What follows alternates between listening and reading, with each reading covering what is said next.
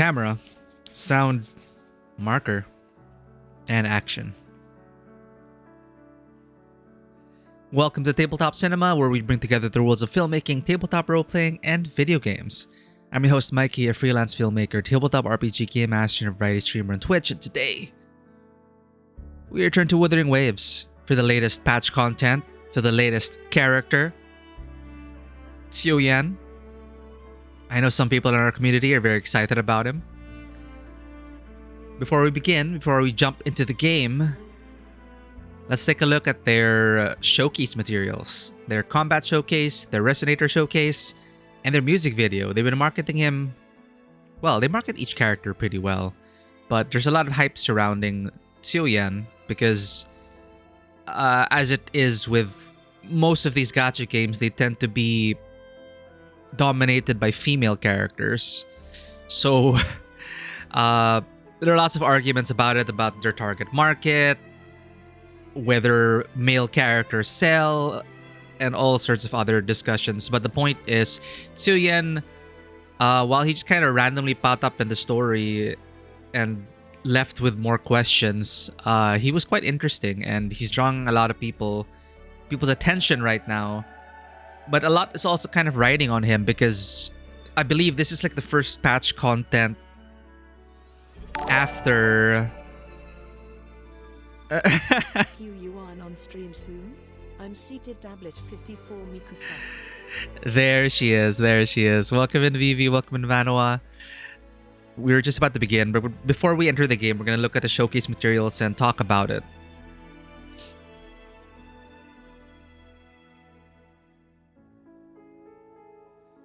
Oh yeah, so where was I? So this is, I believe, the first patch post Renacita finale. So, you know, endings are notoriously difficult to land. Overall, I loved Renacita. Marco Meatball had a good point for it. 2 steps forward, 1 step back. Summary of his review. But it is like the peak of the game right now in terms of like quality and story content, and the characters are also great to play as. So Qiuyuan, not only is he a male character, which some people may say is going against him in terms of whether it's going to generate any revenue or whether men are going to pull for him. You know, it's not a waifu. And also because he kind of signifies the beginning of a new arc in the story. Endings are notoriously difficult to start, but beginnings are also notoriously difficult to capture our attention. So I'm coming in cautiously optimistic. The team has really... The Kuro Games has really grown since 1.0. And I hope they keep it up. So this is the combat showcase, which will connect into the resonator showcase. And then let's check out the music video and I'll talk about that as well. Hopefully we don't get cancelled for it. Streaming an entire music video. We'll probably get muted and... Well, it's original music from a video game, so I don't know if it's going to penalize us in any way. But this is the combat showcase. Find a seat, get comfortable. Make sure the volume doesn't blow your ears out. Here we go. Okay, that's loud. Sorry.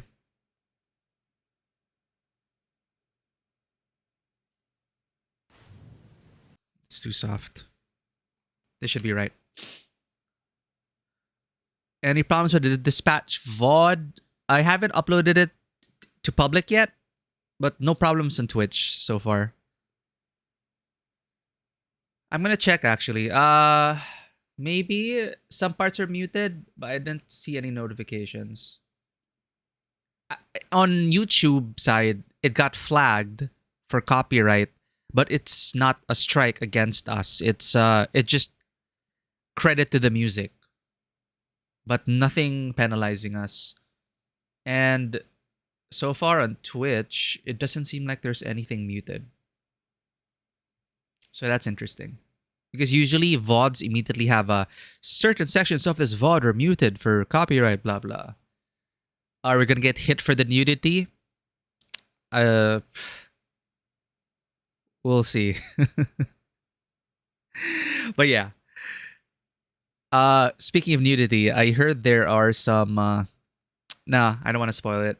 Here it is, VV. You get better pay. I don't know if it's within this video, but pay close attention.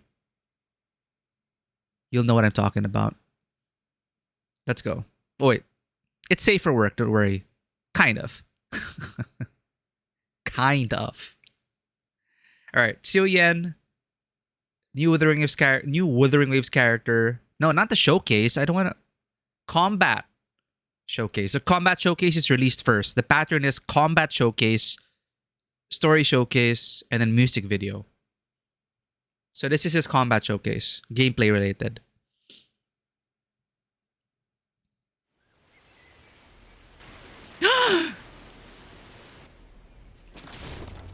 We're gonna get banned, chat.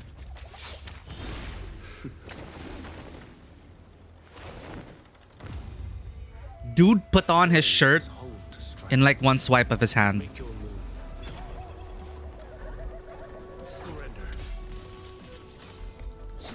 Oh, he's a ink character. The calligraphy ink.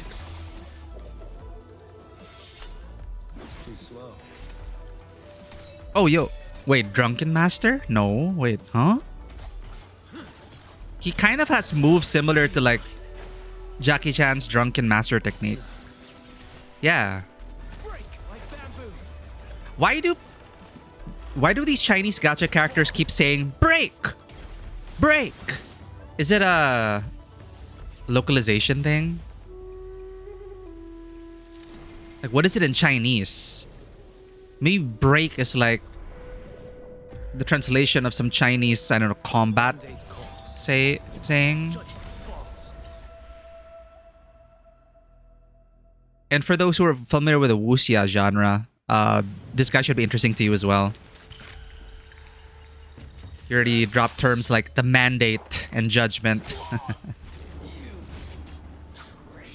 He murdered someone, chat. He killed someone.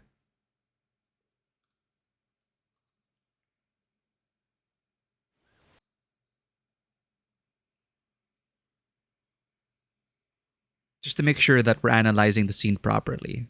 You know, let's look at this frame, this opening frame, and talk about it.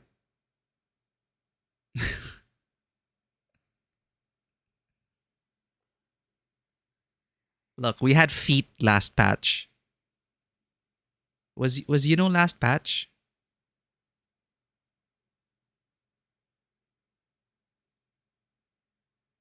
Galbrena, sorry. Galbrena was last patch. 2 patches ago, we had feet. Galbrena is just Nero slash Devil May Cry slash slash Dante slash Bayonetta. She didn't have some overt fan service, if I think about it now. But yeah, Yuno and then Qiuyuan, they're doing what they can to sell these characters, right? Alright, so that's the combat showcase. Let's not talk about it yet. Let's watch everything first. This is the Resonator showcase, and as you saw, the ending scene here will tie into that. So let's watch it again.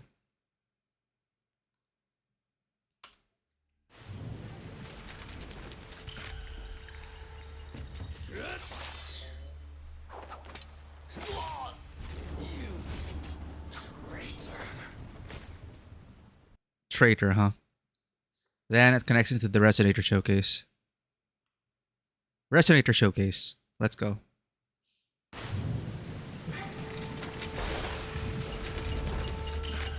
Oh, they repeat it. Oh no, it's different.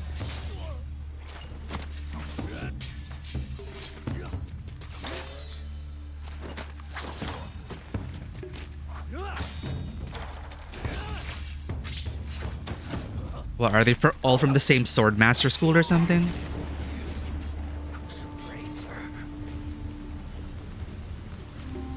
I don't remember them ever showcasing characters murdering other characters.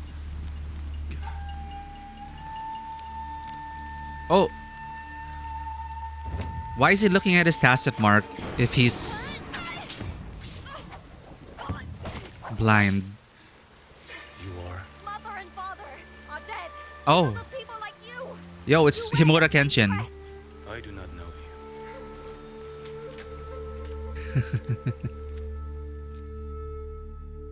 Order up! Here are your noodles. And yours? Tongue down noodles. Extra spicy. They're going with accents now. Okay. Huanglong accents.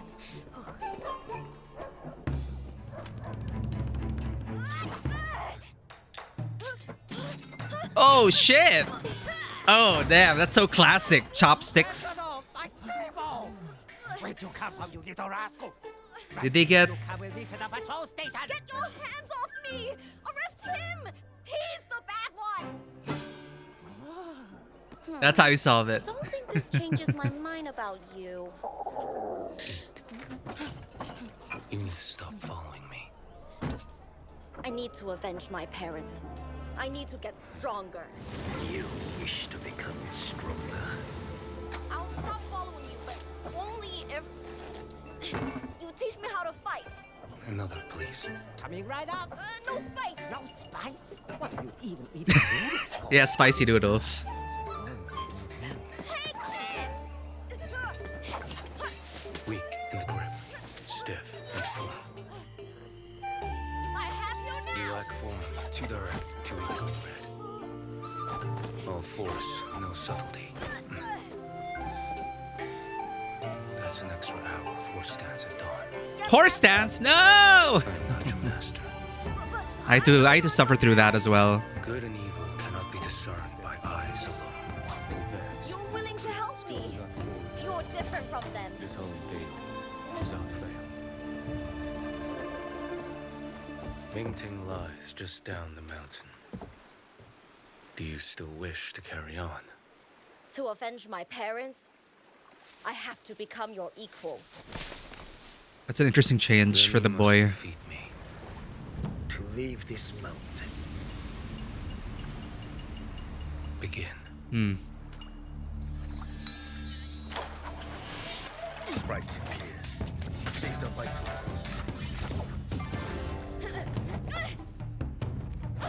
Be like the falling star. Focus your strength. Follow their momentum. Make it your own. The quality in this trailer is just... Wow. See past the obstacle. Find your opening.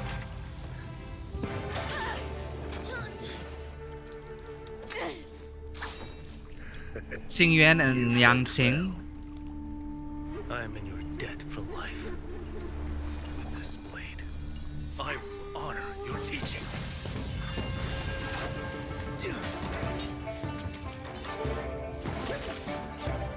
Wow, they're still going.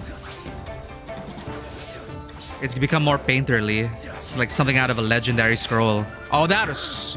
Oh.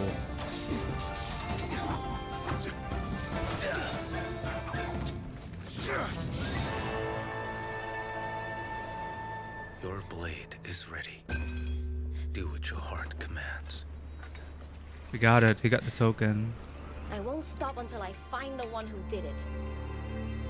Thank you, Master. Oh, it's a misunderstanding. Mountains, all who have met must part. So he's not responsible for their deaths. Descend the mountain. Like, I don't know if we're ever going to see that kid again or if it's going to be part of the story. But... wow. That is already a lot. As much as you want to play this game, I don't know if it works playing in a hard drive. Yeah, and they've optimized mobile a lot more if you want to try that route. But give it a shot, maybe. Unreal Engine is a really hit or miss for people's PCs. But yeah, wow. That's a lot. Should we watch music video? Sure. Or did we watch this before or after? Now let's go through the Resonator showcase thing. So it's more gameplay oriented and all that. But gameplay wise, this already kind of... So again, they're leaning into the 2D into 3D thing. It's been very popular with the fans, and we're getting some really great fan service here. Equality, justice, balance, as all things should be. But I can't help but feel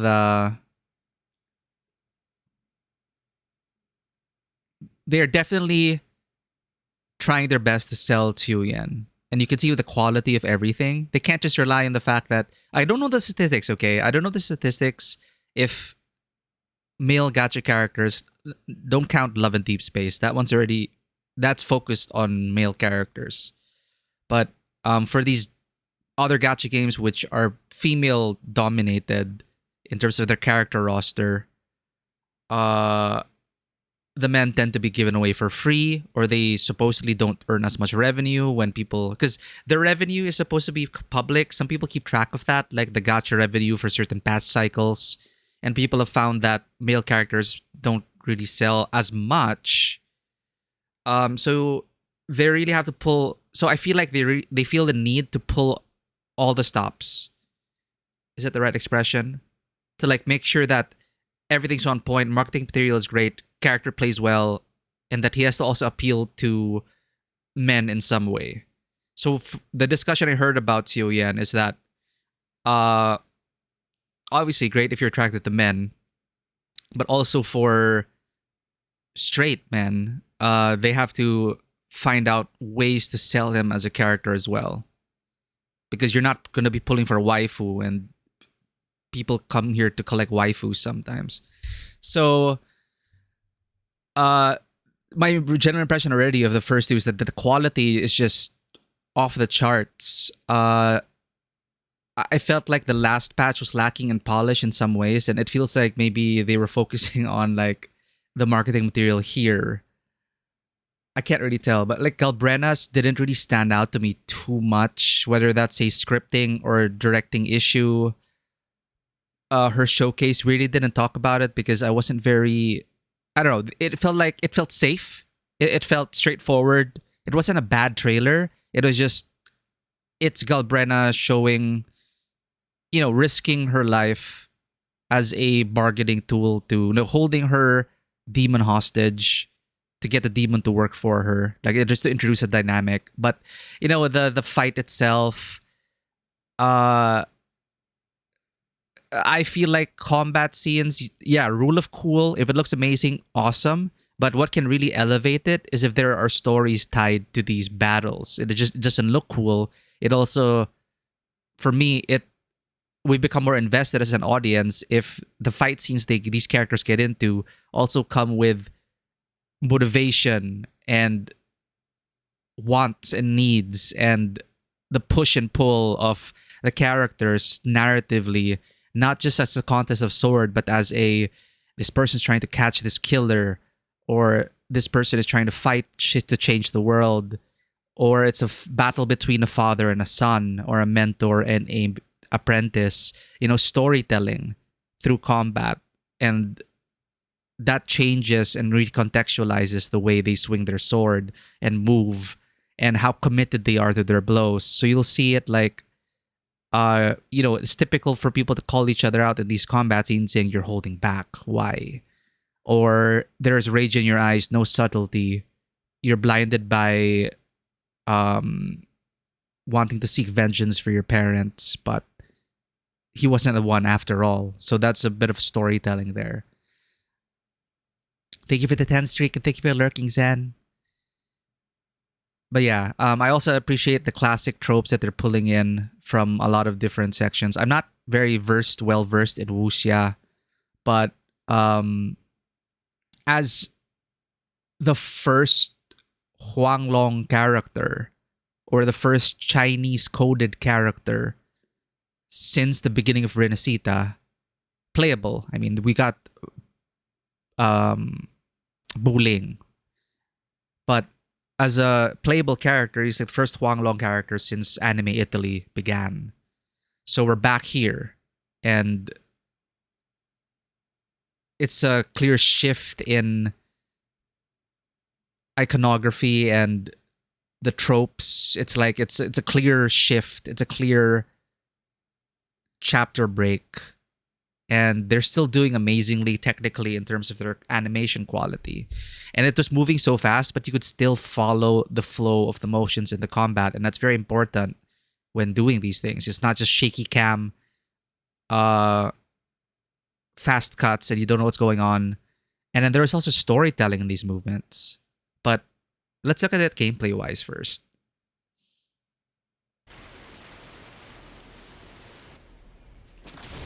So people seem to be coming after him, and they highlight this already. Not the abs, but they also highlight the abs. But you know, these guys seem to be from different schools, and they seem to be after him for whatever reason.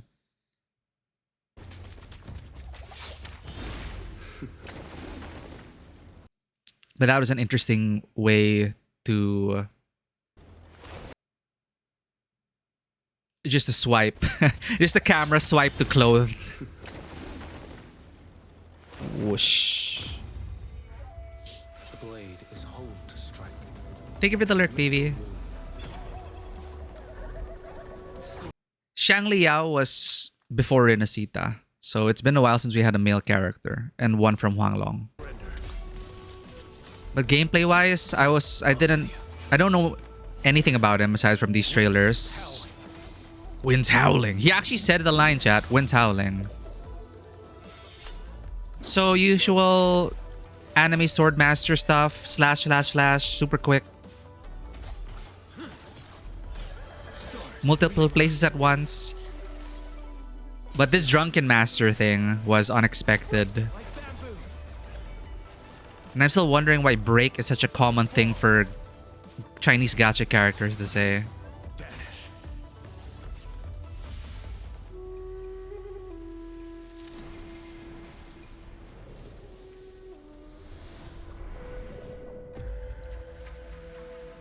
Mandate calls. Oh, I didn't know it. That is his resonator mark. Of his resonator mark. Mandate calls. Judgment falls. I guess that's his ult. Yeah, I really love how their combat showcase then transitions into the story showcase. Because you want to sell the gameplay and you want to sell his story.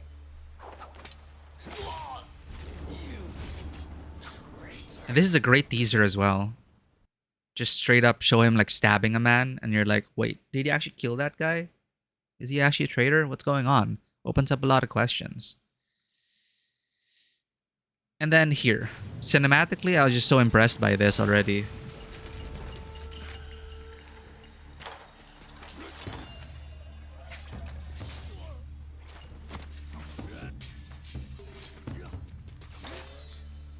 Speed ramping to help emphasize certain beats and to add impact to certain frames.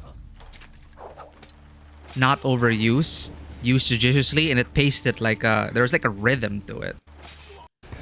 And the fact that the music is so subtle here as well, and the rain,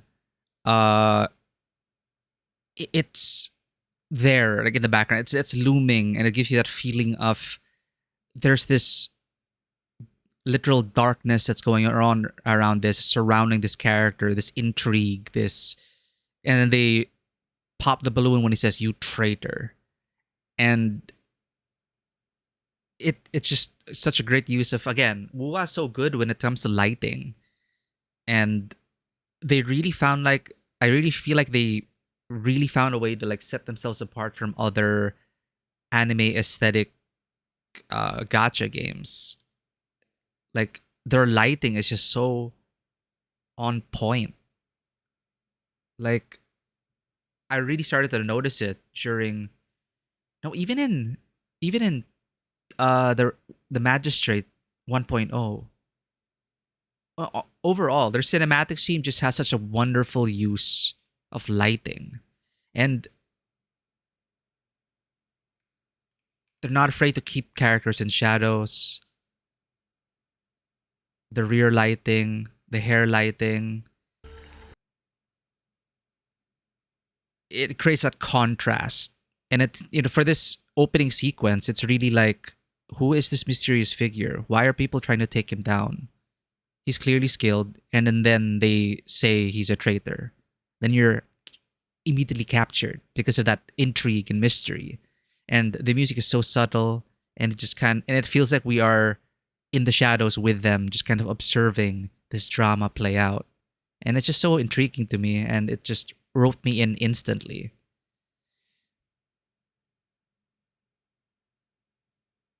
Yeah, you keep bringing that up. I understand. Like Limbus is different. When I say gacha games, I'm not like loop. Not all gacha games. I understand. It's just based on the majority of the gacha games that I have played. We haven't played Limbus yet, but yeah. You keep mentioning the 50-50 gender, and then the hype surrounding them and all that. So the fans of Limbus are definitely eating well in terms of like it being a Project Moon gacha, and uh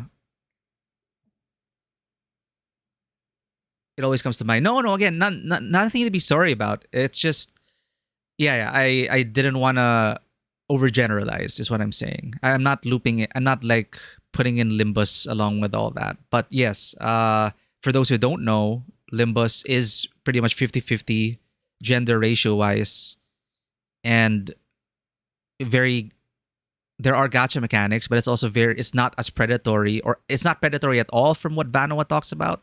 So it's something definitely worth checking out. Vanoa is definitely a Limbus ambassador, and we're gonna be getting on that train one way or another.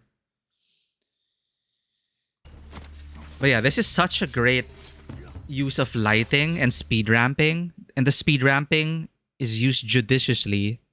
It's not like a Zack Snyder directed film where there's this over reliance on slow motion. Like, I loved 300. I think that was my first Zack Snyder film, and 300 blew us away. Like my friends and I, we loved it so much. I didn't mind watching it thrice in theaters, and there was just this buzz and hype around it because it is just so cool. And I felt like that may be the best Zack Snyder film I've watched. And I don't know how it aged today, but they also make judicious use of speed ramping to like heighten certain actions, and it felt like it is used conscientiously, and it wasn't like combined with like the camera zooms and the camera movement, it created such a spectacle. Like it wasn't just it's just everything, something quote unquote cool happens, they have to feel the need to slow it down. But what about the readability of your scene and the pacing and the excitement that kind of slows it down as well, and you have to like be careful when you're timing these scenes.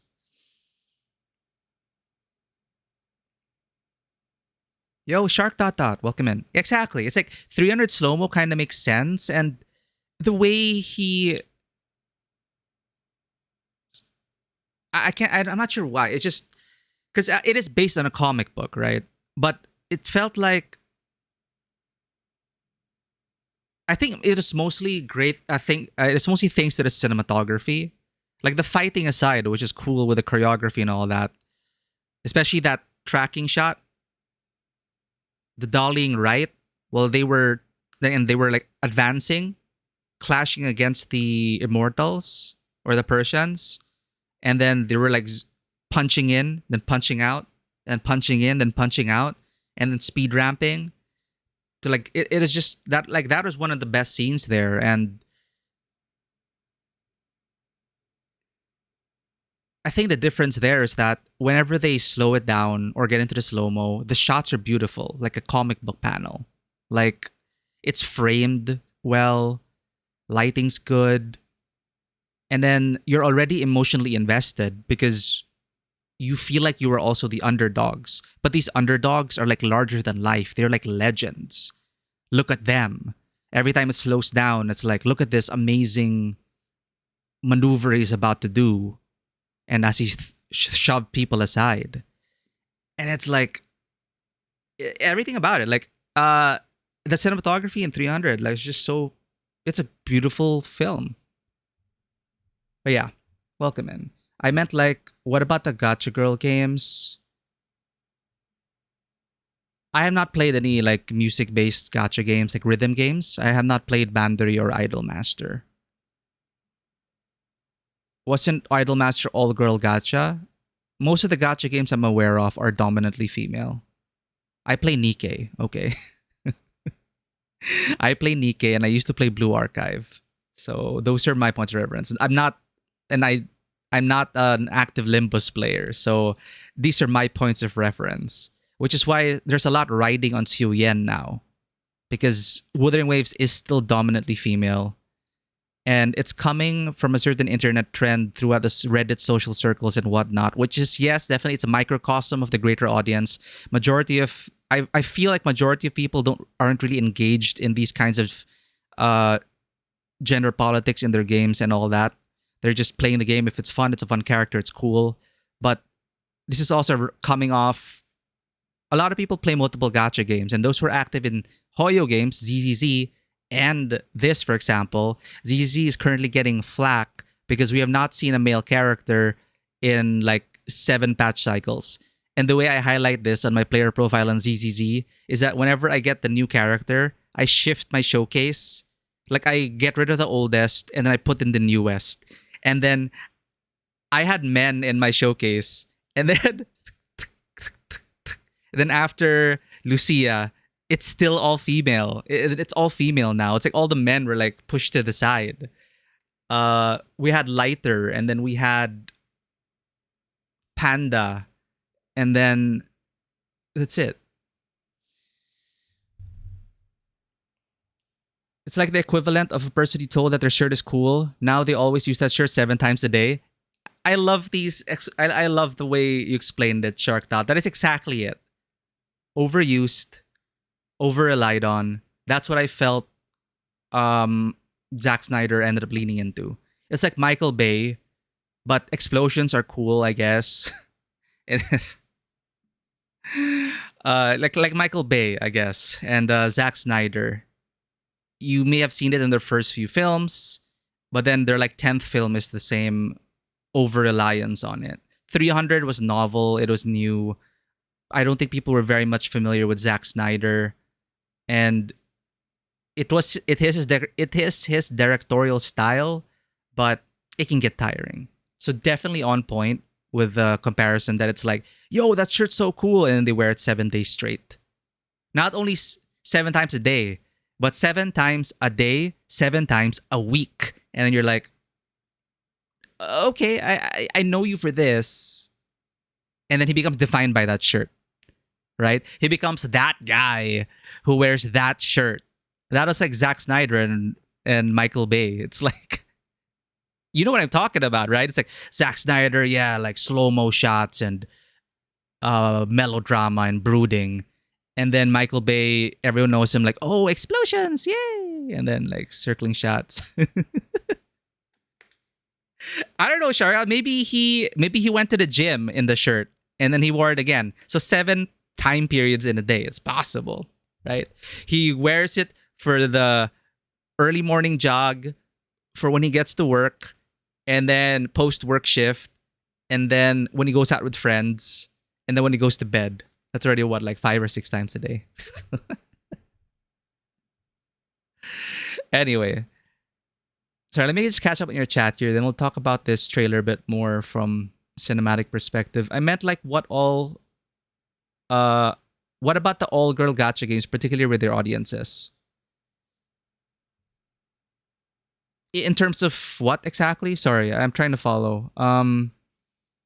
Like, what do I think about all-girl gacha games? Umamusume, Blue Archive, Nikkei, Girls Frontline 2. I play all those. Girls Frontline 2, I like girls, I like guns.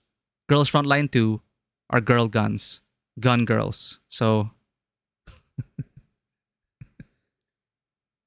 sprinkled with military drama, war romance, and trauma. Wouldn't most of those, like Bandori, have most of male audience with a few female audiences, particularly with the S-rank male agents? I don't know the demographics, but as someone who plays these games, I think it clearly is male-dominated. But again, we are increasingly in a non-binary world. Guys like guys, girls like girls. you fall within that spectrum.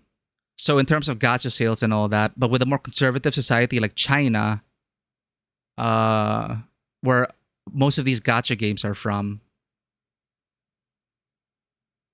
Asia in general as well, maybe a bit more conservative comparatively to what we've seen in Western games. There's clearer binaries in these games, male, female. In a Western Dave game, it'll be body A, body B. You know, the differences in these cultures and how they portray gender in their games.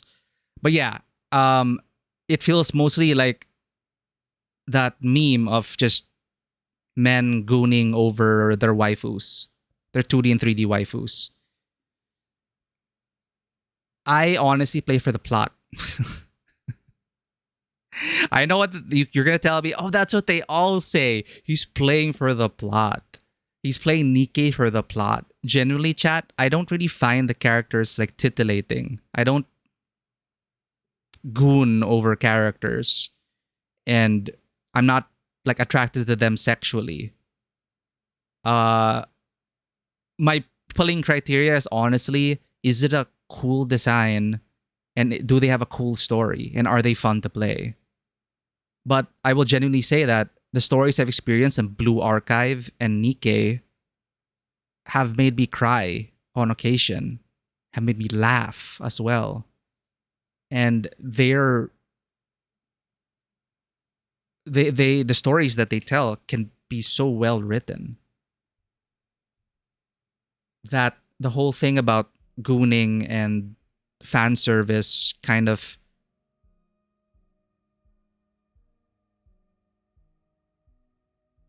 sorry, that's the wrong playlist.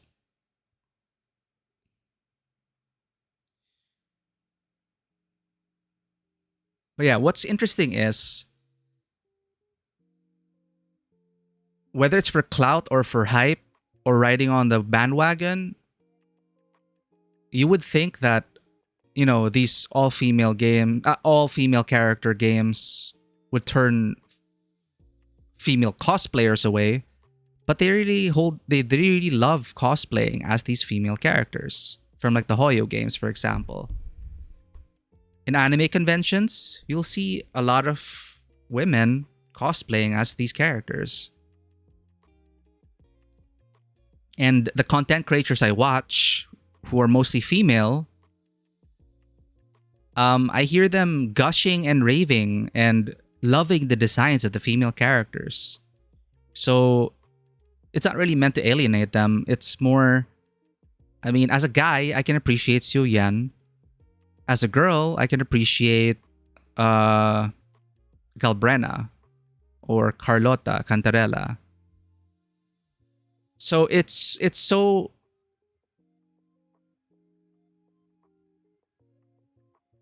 difficult to like pinpoint anything in terms of like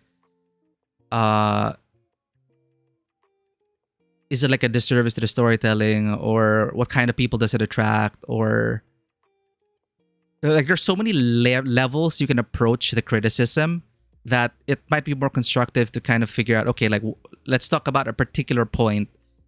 Like, what about this in particular, it being female dominated in terms of its roster, right? It's just, I'm not exactly sure what we're talking about anymore. But I have not seen your ZCC agent profile. All husbandos, Vivi? As much as I'm a horny girl who simps over like hot man, you've cried over the stories from Zenless a lot. Yeah. See, and let's simp over the men and women. That's what internet culture is turning into. Because there was, of course,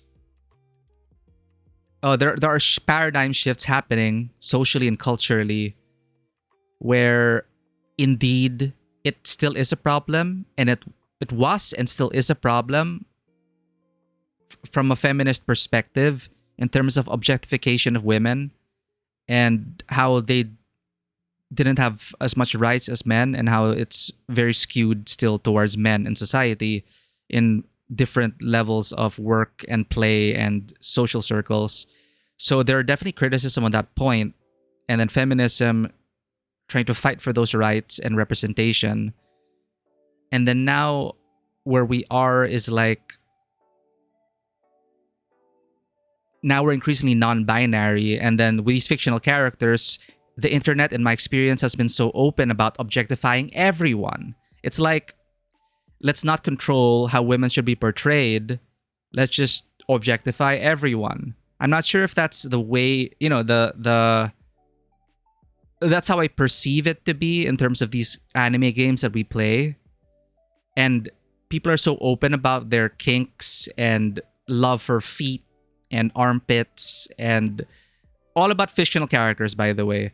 So that's why it's kind of different today to, for example, look at this game. If you look at this game from a feminist perspective, for example, then of course you're going to say, then where does that mean in terms of like gender in the binary sense? Are we talking about women attracted to men attracted to women? So like this whole thing about just people being more open about gender being a spectrum and liking both men and women, it's people are finding where, like, how should stories proceed from here? How do you consider your audience? And it still really comes back down to, to the creators, do you feel like you're telling a good story? Fan service is service, but who are you trying to service? And the lines have kind of been blurred.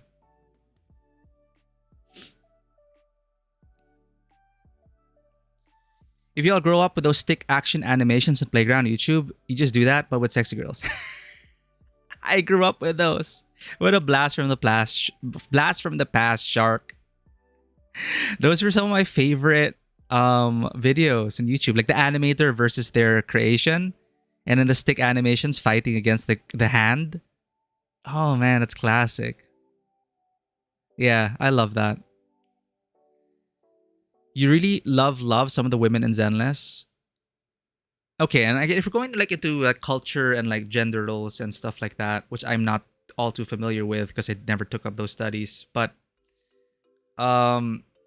it's also a known fact that a lot of women feel safer around other women because of how terrible men can be in society, because of because of either the patriarchy or social cultural norms favoring men, right? So it's like women celebrating each other. And then when it comes to objectification, the criticisms kind of shifted, I feel, into more empowerment. Because starting with objectification and then starting to talk about criteria for how those people, okay, let's say this character is being objectified. So who do you place the blame on or the onus to change on? Should it be the one perceiving this character? Are they the ones at fault for objectifying this character? The male gaze, for example, the conversation of the male gaze. Was this character... So this character was designed to appeal to men. But then that feels wrong to say in this day and age, right? Because there are also women who love other women. Sexually, romantically. So...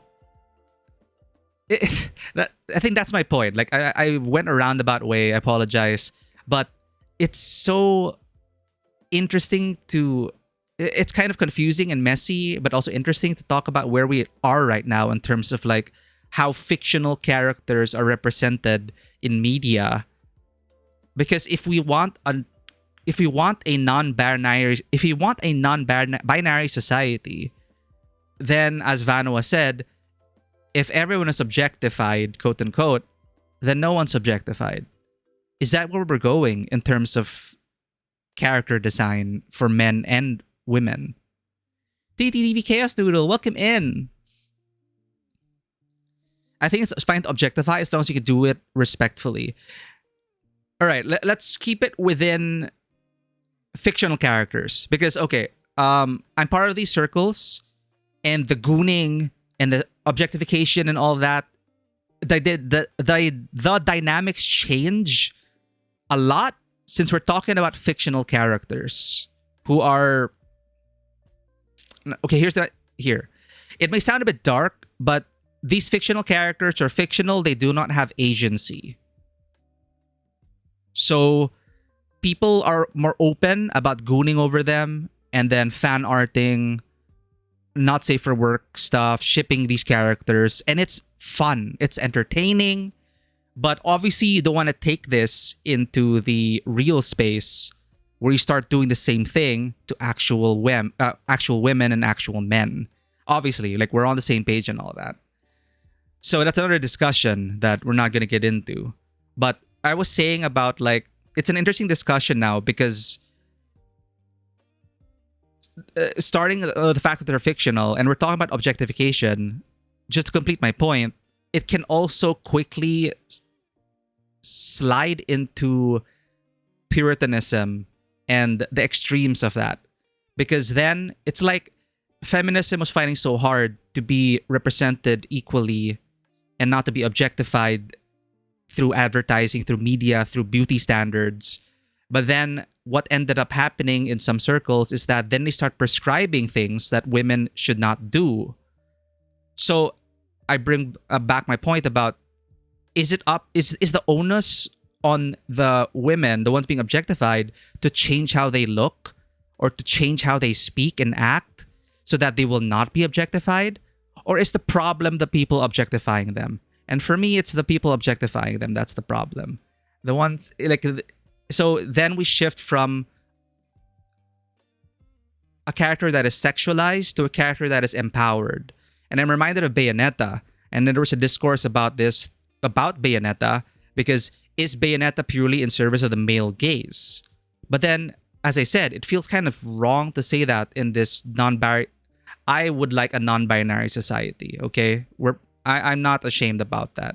I believe in a more non-binary society. Gender is a spectrum. These are the points I'm coming at from. So I can be attracted to men to a certain extent, and I can be attracted to women by a certain extent. And everyone is like that. You don't have to lie to yourself if you're a man and you find this other man cute in a sexual way. There's no shame in that. But you can clearly prefer women, right? It's a preference thing. So to say that, to put things like criticism, lenses of criticism, there is a reason why when you, for a formal paper, look at something, for example, criticizing it from a feminist perspective, for example, because you cannot like account for everything. And what I've noticed in these gacha games is that there is this zeitgeist around these social circles around these internet circles where it's just character is hot, period. But then, of course, in a more conservative like Chinese society, they're mostly women characters in these games. So the whole question of demographics, sales, that's still in play. So I'm not exactly really stating a point here. It's just like observations I've seen when it comes to these. And I think we all started talking about this because Qiuyuan there is still a lot riding on Qiuyuan. There is still a Chinese community playing this who are not exactly, in general, not as liberal as the rest of the world, who still kind of stick to these gender norms. So the question then becomes, how should they design and market this character?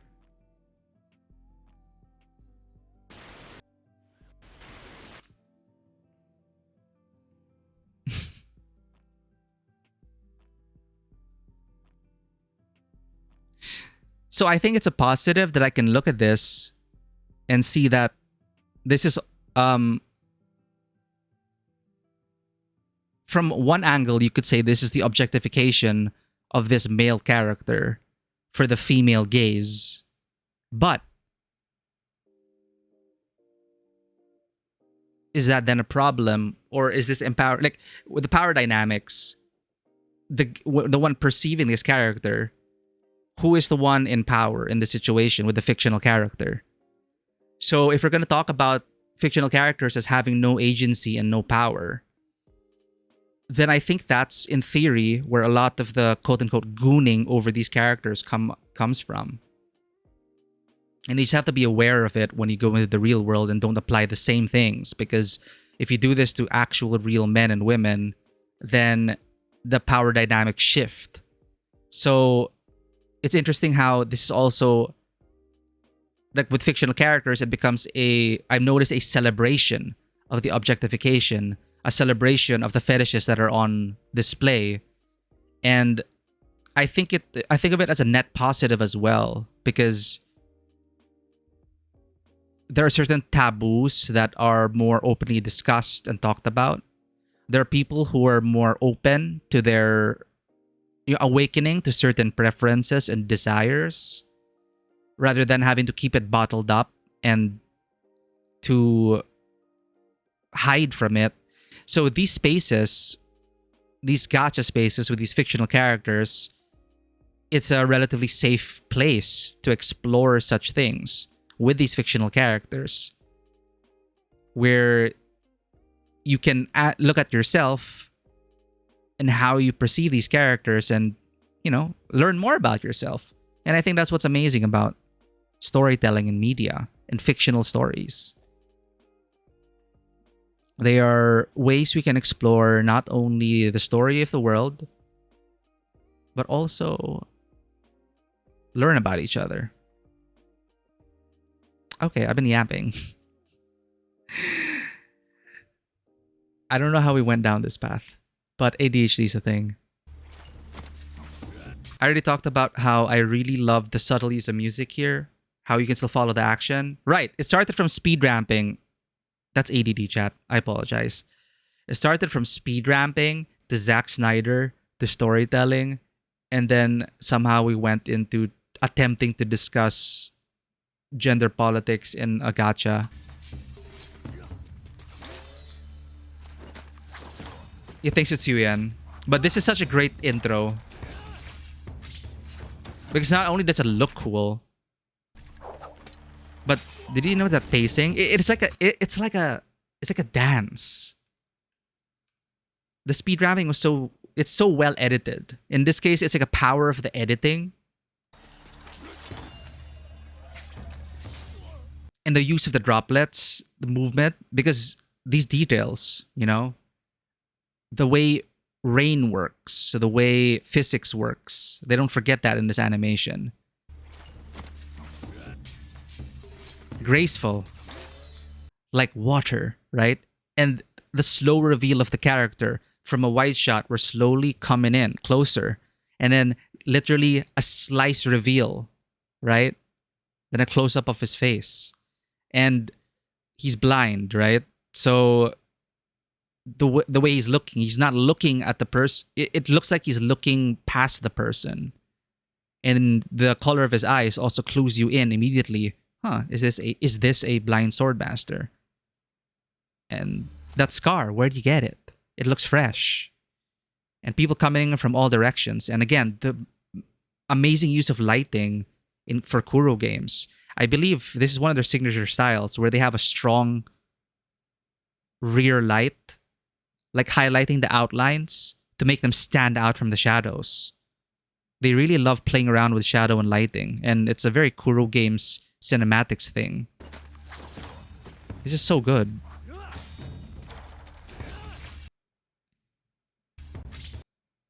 So he's been slowly wounded, right? He's slowly being wounded. They're getting glancing blows. So that's an interesting directorial decision, because then he isn't perfect. He is getting injured. So there is that idea that he is still in danger, and it adds to that intrigue and mystery as he is slowly being revealed to the audience.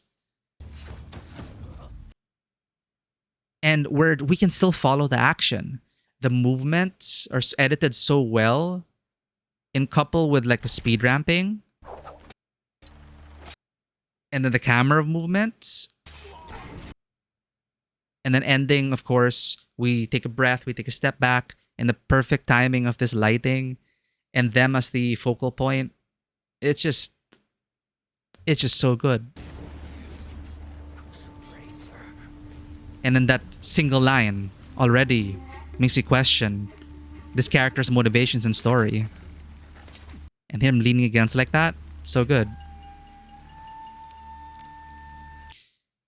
And then a reveal of the tacit mark. It feels so seamless, is what I'm saying. In these first 40 seconds, in under a minute, we're getting so much information and intriguing questions about the character, this banner.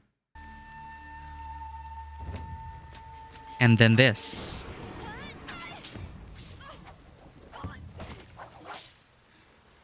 You are. Mother and father are dead because of people like you. You wear the same crest. I do not know you. Okay. Because of people like you. Okay. Yeah, the crest. Then they had they had close-up, really quick close-ups of the crest. Then you're thinking about the world, the schools, all these details.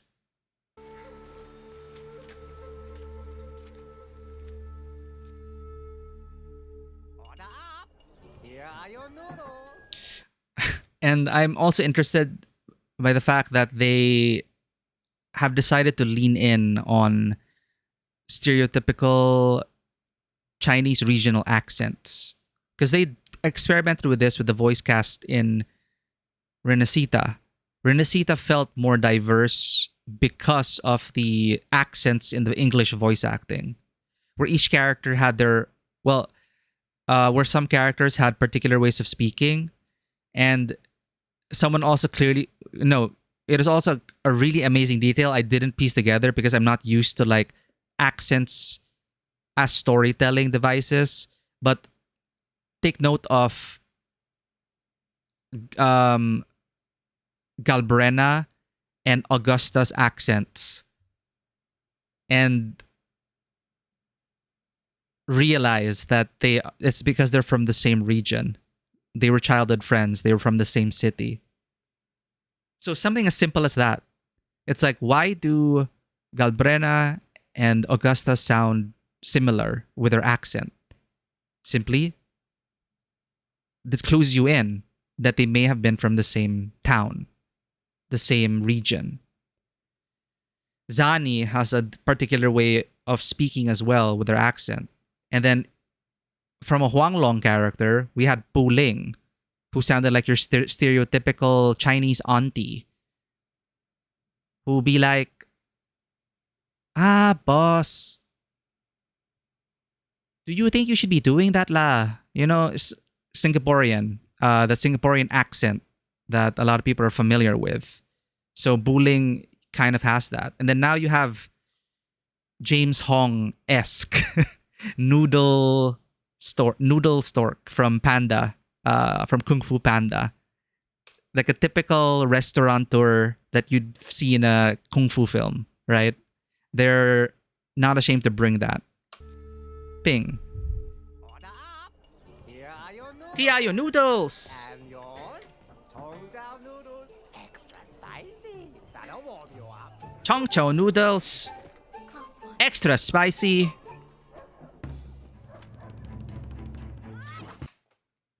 Because accents are important, chat. We're not here to make fun of them. They're not meant as a joke. They're used here to make it clear that this is not Renacita. We're back in Huanglong. Thank you for the care package, Zen.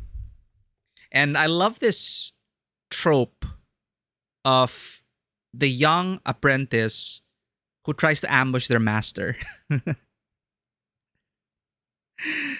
I just find it endearing for some reason because it's like it doesn't exactly make sense in reality. Like, why would you threaten your master? No, he's not apprentice yet. But it's like, what I find funny is in these stories where friends duel against friends for training, I always feel like it's so dangerous because we're swinging at each other with sharp swords and real weapons. But then, because it's a fictional story, they know precisely when to stop, how not to cut each other. But then when they fight each other on screen, it looks like they're trying to kill each other. It's just a funny little thing that I kind of like observe with these kinds of things. Like I don't mind it. It's just cool, right? Especially in like anime stories, they're like uh beating each other up and using combat as a way to make friends. You know, I'll beat you up so you can be my friend. It's just interesting. But yeah, I'm a fan of these kinds of growth between upstart trying to take down the master and eventually being recruited by the master and achieving a growth for both sides. Because as they say, the master also learns from the apprentice. But yeah, accents. We were talking about accents. Blushing Peony, welcome in. We're just looking at the new character today. That though, that is already such a power move, and immediately just that is the whole chopsticks thing. They do that in other kung fu media as well, right? Using mundane objects to counter your enemy. Jackie Chan does this a lot. And why it's so fun when using mundane objects is because it just shows the mastery of the master. You know that with a freaking chair, he can beat you up. Or in John Wick, they say, with a freaking pencil. You know? Like, when a pair of chopsticks is enough to shift the momentum on this kid who is all in with his strike, with no reservations, so he doesn't know. So it's clear. The power is with Qiuyuan, and this kid has overstepped his bounds. But yeah, it's such a chopsticks. Asian uncle. I don't know how to do a good stereotypical like Singaporean accent. Just add la at the end, I guess. But welcome in, Zen. You think I'm an Asian uncle? Well, I am literally Asian la. Sentinel, my table! Where'd you come from, you little rascal? Right, you come with me to the patrol station. Yeah, Ping. James Hong. It's the Ping voice. Don't think this And how that's such a... And how such a simple gesture. the bad one. Money. It's also very stereotypical, right? But for a lot of Chinese businessmen, it's that's my table. You come from, you... It's not about the kid. It's my table, my property, my business, my money. No, my table! So how do you solve that? You little rascal. Right, you come with me to the patrol station. Get your hands off me! Arrest him! He's the bad one! Bang. Done. Yeah, I was thinking of my cabbages. My cabbages. Did he get him for this? Is this a cameo? Is this a cameo for Cabbage Man? Don't think this changes my mind about you. Eat. You need to stop following me. I need to avenge my parents. I need to get stronger. You wish to become stronger. I'll stop following you, but only if you teach me how to fight. It's like I don't even like. It's just so this trailer. I feel like in comparison to the previous one, has definitely. It's just the editing, the pacing, the coverage, the decisions of shots put. I feel it is just immediately so much more dynamic and engaging and interesting. From simple. I'll stop following you, but only if you teach me how to fight. And the sound, it's just all coming together.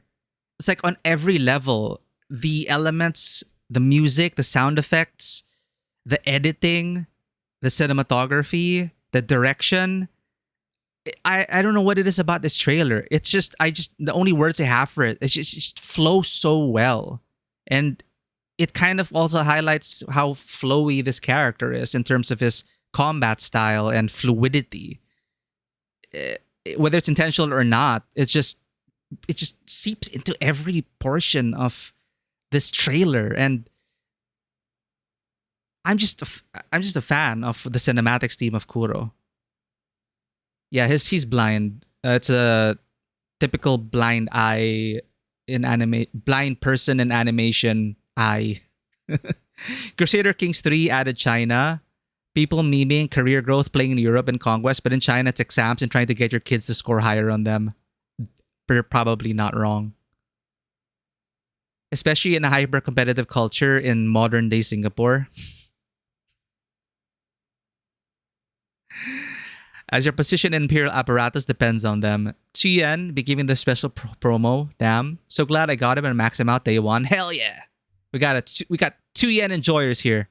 I'm definitely going to pull for him. It's more that I'm so curious if his story will live up to Renesita, because we are in a transitionary period now.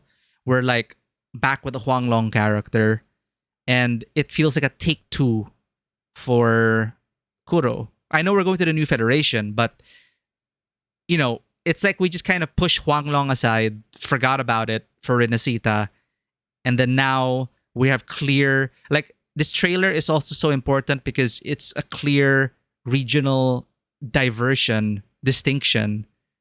We're moving away from Renesita. So they're really cramming in so many small details, like just the culture of the place.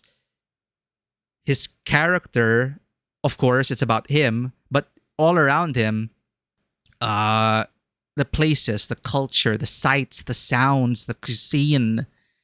And I feel like I'm just already so immersed in Huang Long culture again that, I loved Renesita, but it's good to see what Kuro will do when they return to Huang Long with a better cinematics team, with a better, having grown as creatives to tell a story. And I'm excited about that for Kuro. Another, please. Coming right up. No spice. No spice? What are you even eating noodles for?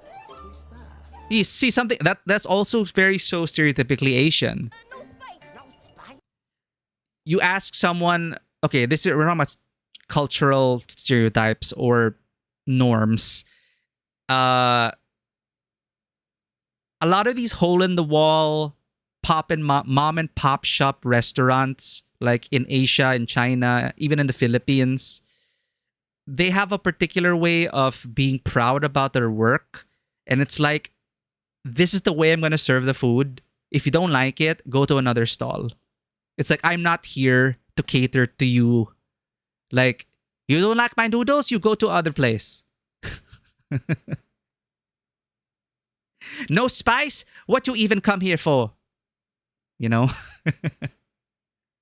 They can be very rude, okay? I'm not saying it's a good thing. I'm just saying it's just a cultural difference that I notice in terms of the the hole in the wall, independently owned restaurateurs. What are you even eating noodles for? Who's that? And then Ming Ting, like, they're sprinkling in the story. This trailer is just saying so much in every frame. And the use of cameras, okay, and lenses. I already brought this up in previous things, but your shot, the feeling of your shot, the look and feeling of your shot will change depending on your focal length, depending on your aperture, depending on the use of your lenses. And even something as simple as putting people in the foreground, and this is almost like a telephoto, perhaps a 70 to 100 in terms of focal length. So the camera's kind of way back, which compresses the scene, so it doesn't seem like these characters are far away. And just using that, even in a 3D environment, there are still 3D cameras. But it's just a simple frame, but they bother to do blocking. And it's like, these are just basic things that we want to ask, that are expected of in a cinematic. But a lot of people just forego the details, and it just shows that clearly. It's like every time I pause, the shot looks pretty good. from a storytelling perspective and also from an aesthetic perspective. But yeah. And then now here, storytelling. Him, and they mentioned a Ming Ting. Are we Ming Ting? I don't know. But these are like wanted posters. And then it's just so good. Weak. And it happens so fast. See? Did I just say judicious use? Conscientious, judicious use of speed ramping. They didn't just do it for a cool factor. They did it so we would have an extra beat to process. That there were 2 wanted posters up there. Weak in the grip. Stiff. Everyday objects, right? It's a very classic way to show, again, chopsticks, brooms, mops. A lot of Kung Fu masters tend to do this because they don't need their sword, they don't need their weapon. They can use anything within their reach and thwart you. So it's a lesson also to be showed about mastery and to create that power dynamic and power gap.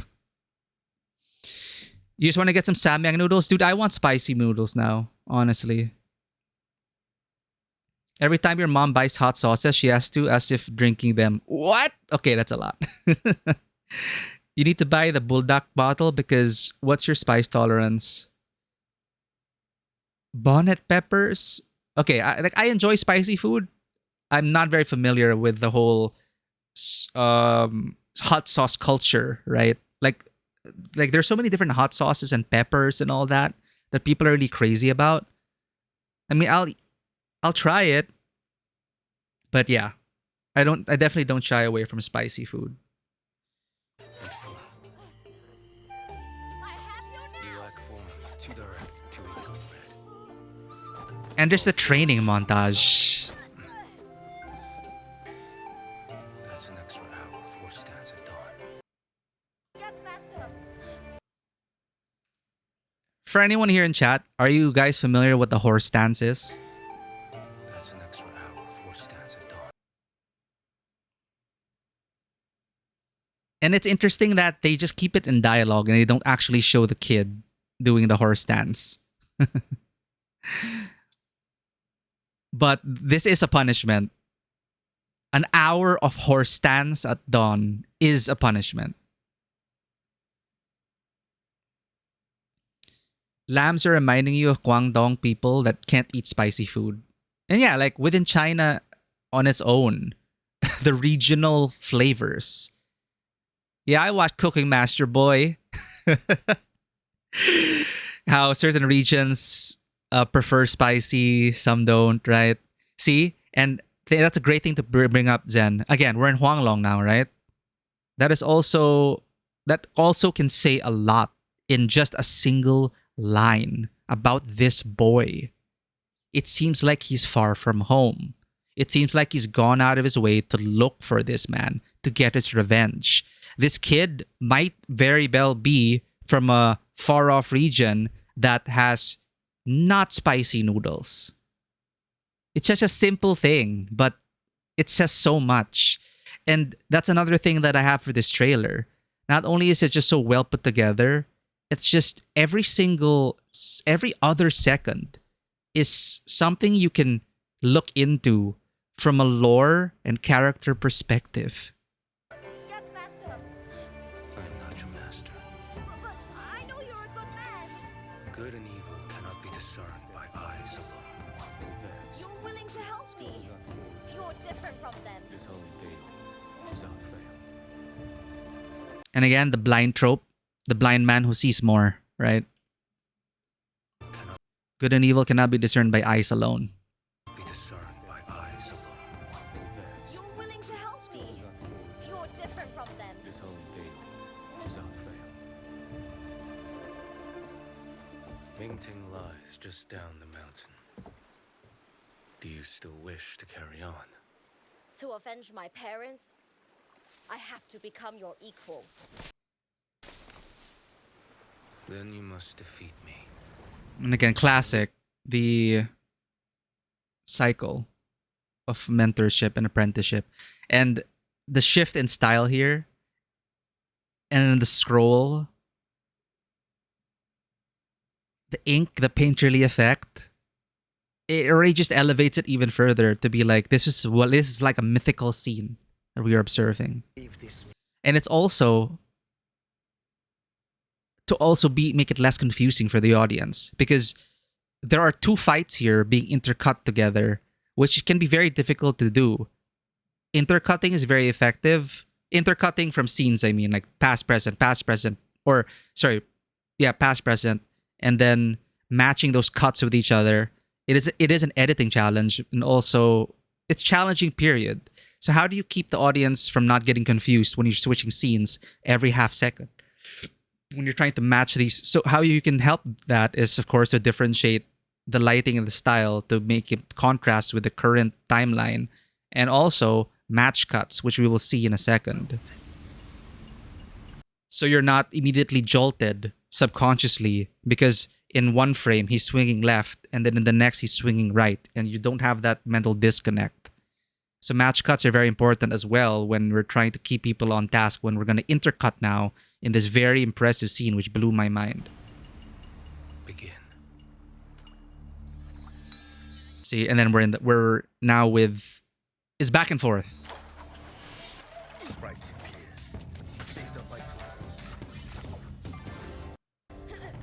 See, look at that. That is just, and it's so, why the scene just blew me away. So it's from master to apprentice to the next. It's passing on this knowledge. You notice it's now his old master who's talking. It's not they introduced the master in the very beginning of the, like, the reason why Qiuyuan is mentoring this boy, even though he's like being a tsundere about it, like, I'm not your master. That's classic. That's typical. I'm not your master, but I care about you. But I'm not your master. It's so classic. But because here he was reminded of his master. Because simply that, Qiuyuan had a sudden flashback of his master, and that instantly already connects you generationally. And now the master has returned to the trailer and now is teaching Qiuyuan, who is giving the final lesson to his apprentice. And everything about it, just the cinematography, the use of this ancient scroll, the ink, it feels like legends being passed down. And it just elevates everyone in the scene for me. But match cuts, right? So, speed ramp, pause, audience gets to breathe, inhale, and then we go back to the present and we back off. Choreography, back off, camera, back off, audience, rebalanced. Because if they kept going, if there's no pause, if there's no time to breathe, then then you might start to lose people along the way.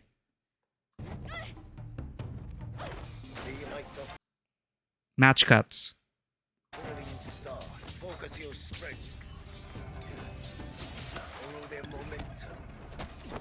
And all of these things, we've seen Qiuyuan show the kid already. This is just reinforcing that everything he taught his kid was learned from someone before him and someone before him.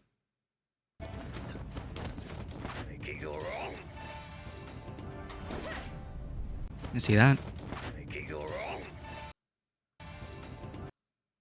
Match cut.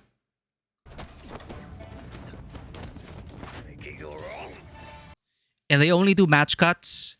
Not only are the styles different from the past and the present, the match cuts are used to transition between the timelines.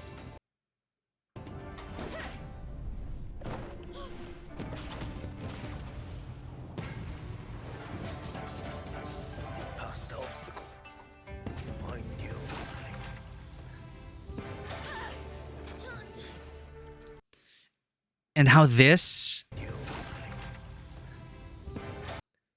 the master just literally stabbing the point home from the previous generation to now. It is such an effective use of storytelling. It is the past master transcending time and space and pressing his lesson, his impressing his lesson to the new generation. See, it's literally like we had match cuts between this and is Qiuyuan in past and present. And then for the final match cut, no, this isn't a match cut. This is, I guess it's considered a match cut. Basically, the action continues from one frame to the next. And in here, in literal terms, the action from the past continues into the present. From the past, match cut to the present. And we end there. It's just so masterful. And then that, because they were in the same position, that was Qiuyuan before. And this is like the next generation, right? It's just so good. Bam. You've learned well. I am in your debt for life. With this blade, I will honor your teachings. And then they go for round 2. And then and this is when I was like, wow. Then you start seeing the ink bleeding already off the pages into life. The scroll coming to life. The escalation is just so beautiful. They are painting the scroll with their swords. Your blade is ready. Do what your heart commands.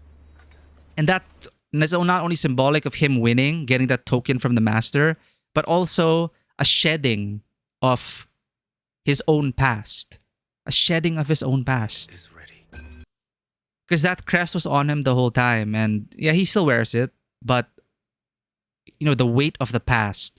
I may be reading it in too much. But because the use of imagery and the way everything's coming together with the writing, the music, the cinematography, the direction, it just makes your mind go in all sorts of, places just because it's just so creative. And then I could just feel the weight. And then coupled with the music, just a sense of relief and clarity. Do what your heart commands. Now, we're not going to talk about that music video. I think I want to jump into the game for a while. But obviously, I think we're going to have to take another stream to finish the actual story. I didn't expect to yap this long, but I'm enjoying myself. I hope you guys are also getting some insights into things. Thank you, Master. Beneath endless mountains, all who have met must part. Walk a path boldly. Descend the mountain. And just like that, I'm like, I'm sold. I want to pull for this guy. I want to play the story. Now, we're going to watch the music video. Enjoy it as audience members, not like critics. And then we're going to jump into it. Here's the music video. Sit back and enjoy. They have their own music label. Pioneer Podcast on air. Thanks for the lurk, Zen.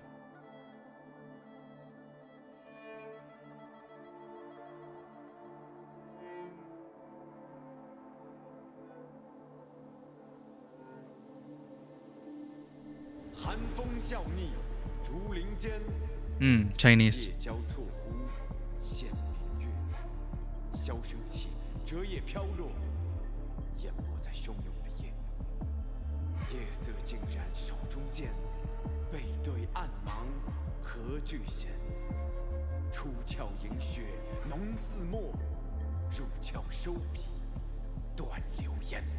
剑力下寒光，心无杂念卷残霜，千重万叶满是敌，叫我如何再忍让？一重山，一重庄，风声鹤唳夜如枪，划破长风，刺破无寻，叫一方息别伤。剑力下寒光，心 What the fuck? 千重万夜满是地，叫我如何在忍让？一重山，一重装，风声鹤唳夜如长，划破长风刺破无寻找一方惜别伤。眼里星星笔过，万次磨砺，皆不再对错。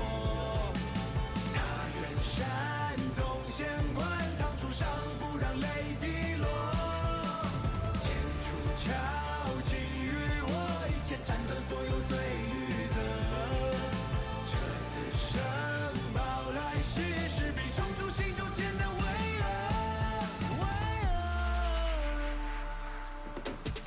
剑出鞘，剑落，一剑往后，仅需片刻。我在鸣笛，在暗处，没人见过，听罪恶的呐喊在不断的渐弱。刹那间，箭射，永远这天为我变色。我直接引注灵剑，不改我面色，为天有继续高大地为我陷落去踏。哪怕还是双眼的虚浮，也从来都没想过放弃正义而屈服。我心里面的大义是为天下剔除，任何不公平在现实的余毒。但不是功名和利禄，世间无人能知数。揭开尘封的故事，前生有不凡的气度。My or uncontained. Sorry. 千重万夜满是地，叫我如何再忍让？一重山，一重装，风声鹤唳夜如长，划破了长风刺破雾，寻找一往昔别时伤。眼里星星笔过，万次磨砺，皆不再对错。他远山总险关，藏书上不让泪滴落。剑出鞘，给予我一剑斩断所有罪与责。这次生报来世，势必冲出心中间的巍峨。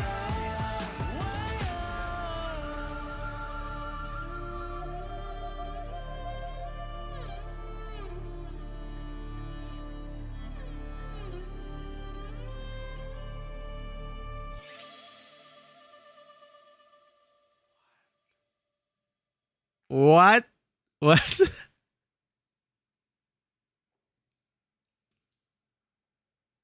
chat? Chat. Chat.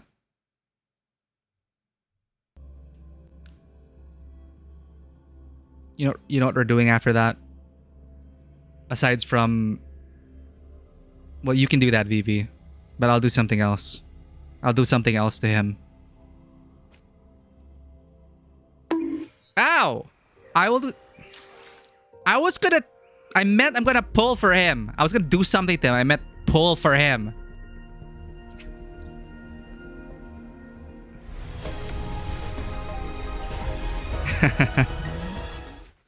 It's alright. No, but that was wow. That hit me like a truck in a great way.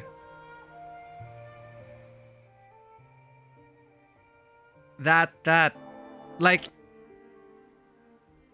they start off and you're thinking, ooh, ancient Chinese poetry, right?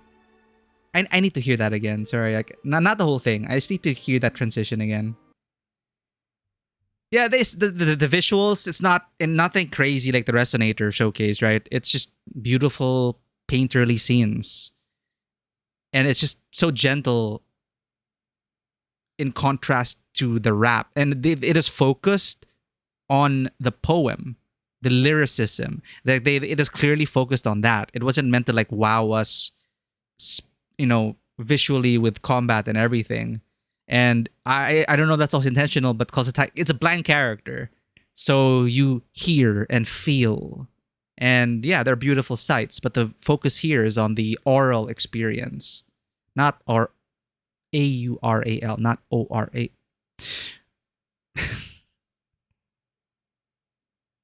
Oral experience. Not the oral VV was planning to do. But auditory. But A-U-R-A-L is a word, right? Oral. It's okay, we can both be monk. But then, sorry, it's just like, my God. I was blindsided by this. It's like, meditate. Bam! The build up. It's just So good. You can close your eyes and just like feel the beat. You don't need sight for this.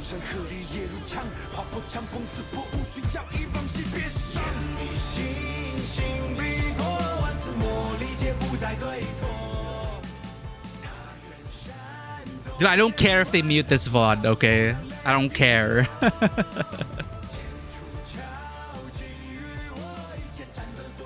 Oh, it's so good.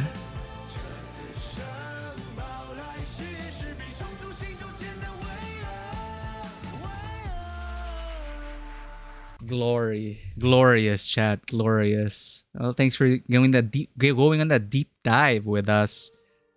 Thank you so much for here. Listen to me yap and ramble on, and welcome in to TTV Chaos and Shark. Yeah, I was like going all over the place. I don't exactly have a script in terms of like analysis. That was just my thoughts as they are being processed. So ADHD being a thing, I went all over the place, but I hope you guys found it insightful in some way. But I definitely feel like they can't stop getting better so far. They are Coda Games is really evolving their game. From Renacita and then now, what'll happen now? What happens now? Renacita's gone. And then we get awesome Qiuyuan marketing material. But then story-wise, what do we do? I'm suffering from post-Renacita depression.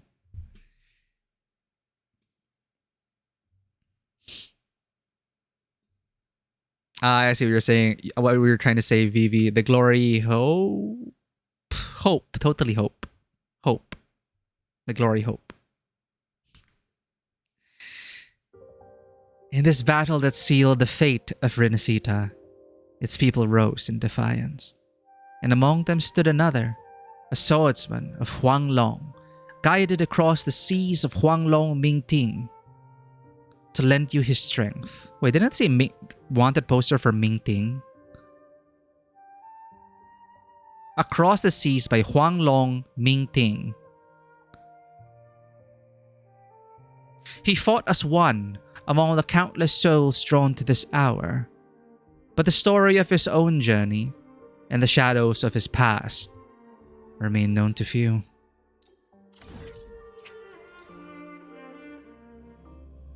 I was trying to cover for you, Vivi. But you have incriminated yourself. I cannot help you. I tried to help you beat the allegations, the glory hole allegations, but now it's on stream. It's captured on live. It's on the VOD. I don't know if I can protect you.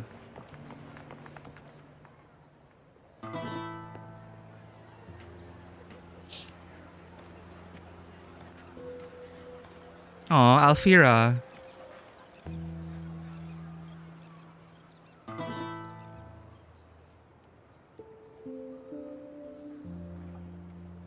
Was a battle, fierce and dire. The laureate fell, consumed by Maya. And also Into Eve the from dark Stellar side, Blade. She's gone, vanished. Our minds shattered, hope now banished. Oh, woeful heart. Thank you for the alert, Vivi. Hopeless hands. Was this the end of all our plans?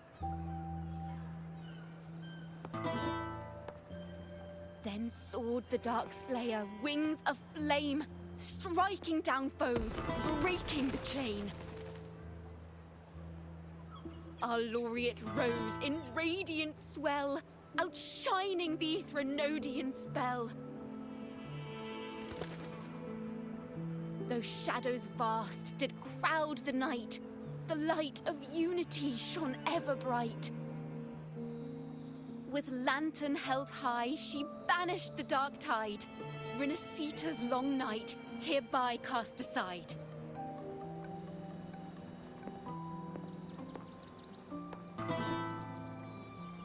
And while the Dark Hero has sadly gone, our laureate is here for us to cheer on.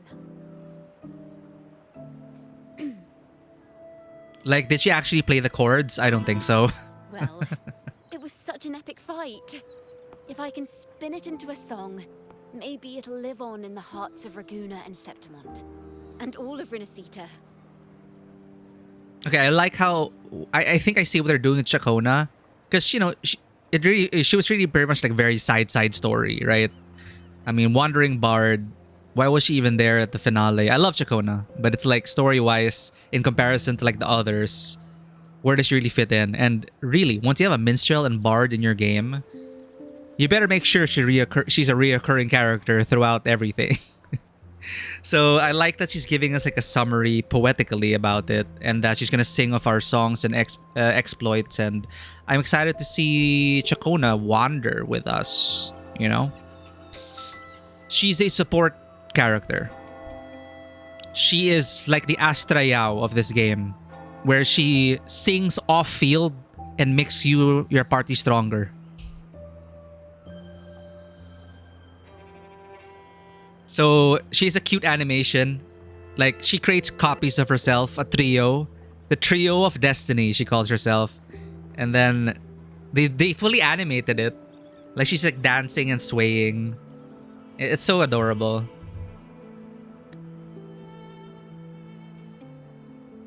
Through this song, the land will rise anew, and the names of all the fallen will never fade. So this is what a bard does. Oh, I really am quite the legend. Now, so this is what a bard does. But there's another player in this tale.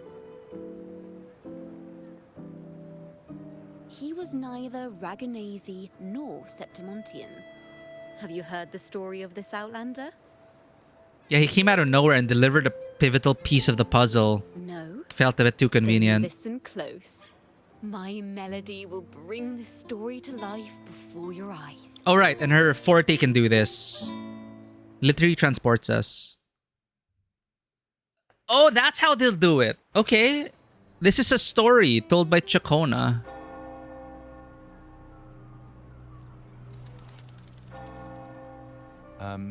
Hello, sir? No, not. I thought we were gonna go. No, I like the transition though. Like Chacona's, it writes us off because this is a Qiuyuan focused story, right? So it's kind of like, all right, let's transition from Rover and Rinasita and Chacona, and we're back with Qiuyuan now. Are you a neighbor in need? I'm not sure yet if we're gonna meet Qiuyuan as a Rover. By the Sentinel, the Order of the Deep will assist you with all that we have. This is a unique model. I don't recognize it. I need to see Fenrico. You wish to confess to our Primus? Alas, Lord Fenrico is currently away on a journey to spread the Sentinel's teachings. But if you need assistance, simply let someone know you seek the Order's aid. They'll take you to the Cathedral of Mercury. You can always find me in the cathedral, brother. My name is Leon.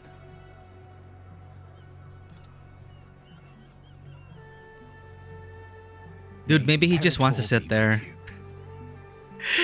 Why did he assume he was a beggar?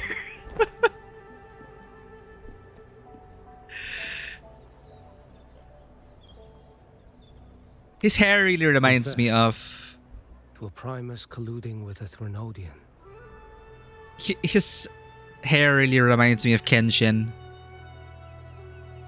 Kenshin Himura.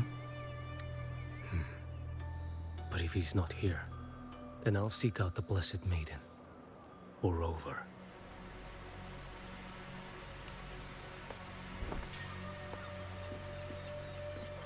Hello there. You are... from Huanglong, right? I assume from the style of your clothing. Are you traveling? Rinasita does offer some marvelous views.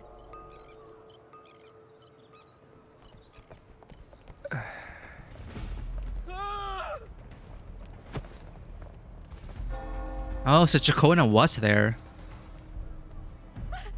Mama! Okay, because I felt like Chacona really didn't have a. I love Chacona again, but it's like I really didn't feel like she. It made sense for her really to. Anyway, I'm glad that they're bringing her back for this. Actually, yeah, you're right. It's more similar to Qiuyuan. Watch out for the black blood! Guardia, protect the people! Citizens, to the cathedral! Children and seniors first! Quickly! Fear not, the Order will shelter everyone! Just as Rover once described. Are these the end times before the paradise descends? Everyone, get out of here! We're getting CGs, not Friend and Wong Wong, cutscenes. you should get to safety with the others. These monsters aren't just for show. Escort the civilians to safety. I'll handle this. Let's not let the Trinodians Drex. Let's go. Ow. Time as you. I tried to dodge, okay? I wanted to look cool. God damn it. Behold this boy. Wow.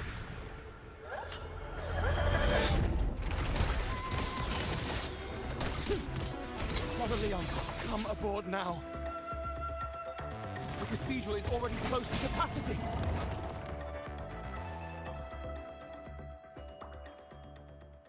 Feels good to play.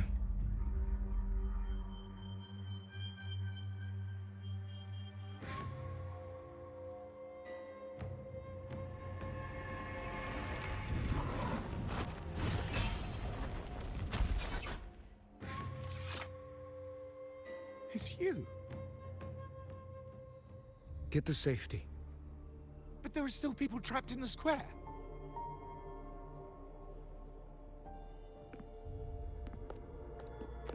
Carlotta Montelli.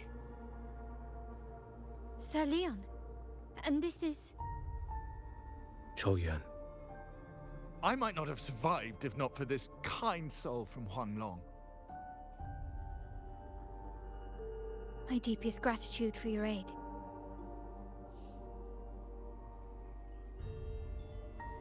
Tacit discords have appeared in the city without the slightest forewarning.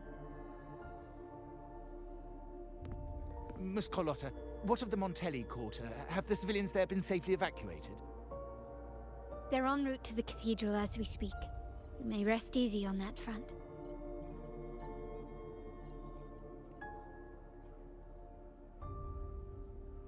The Trinodian's shadow already hangs over this city.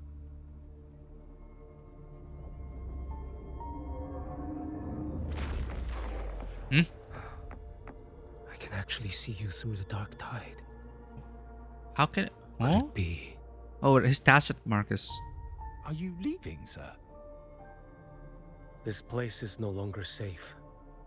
You must all retreat. May Imperator be with you, friend.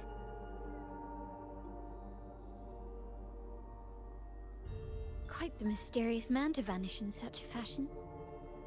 I thought... I sense no ill intent. He appeared to be searching for something. An old acquaintance of yours, Sir Leon? Not quite. Just crossed paths earlier on Bank Street. Leviathan's whispers hold no sway over Outlanders. May Imperator's grace guide him to what he seeks and keep him steadfast on his path.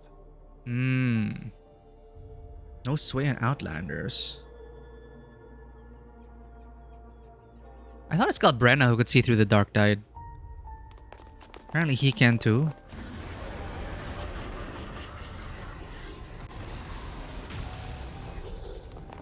Carlotta!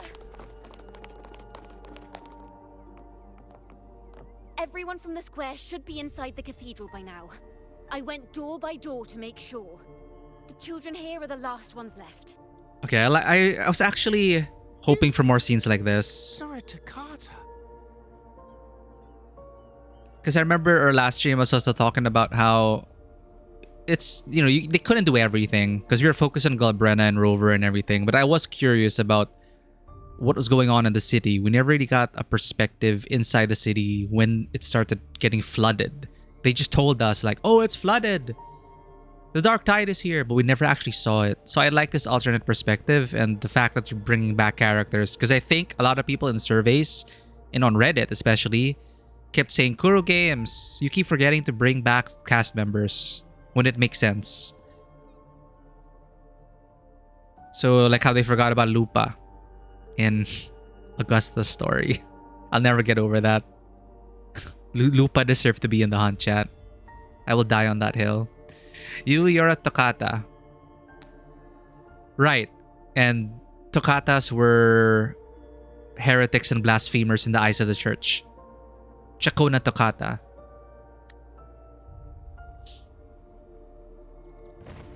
This city and her people are crying out to us. We will weather this storm together. Divine envoys, Raguna hangs by a thread. Fulfill your sacred duty. Defend the city and her people. Brace yourselves.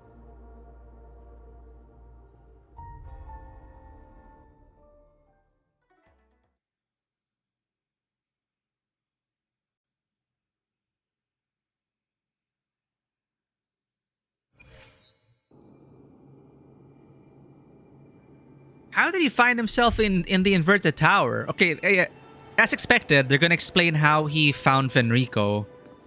But so far we know that, okay, he can, just like Galbrena, see things through the dark tide and learn of things conveniently through the dark tide. Rover is So here. I can sense it. But there is another strange presence in this tower. okay.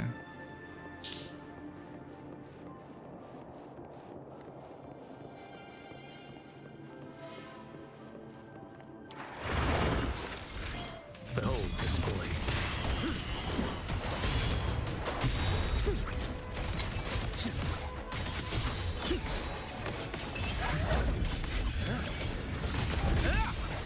Wow. Ow. Mandate calls. Judgment falls. Behold this blade. Did that deal any damage? Nothing that will heal.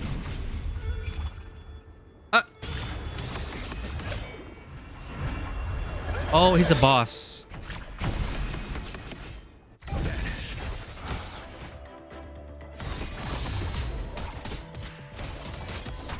Answer my call. Yo, with that twirl, Behold this blade. he really flows like water. One strike.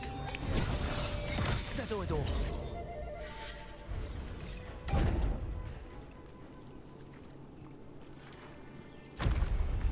Oh, we're back here.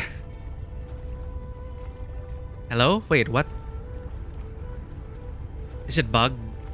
This frequency seems Ah. to belong to the maiden. Just what I need.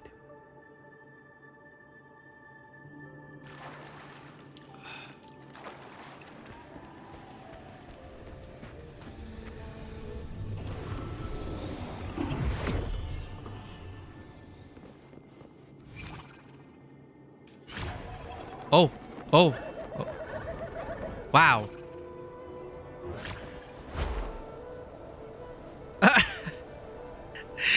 Damn, they're really pulling out all the stops for this guy.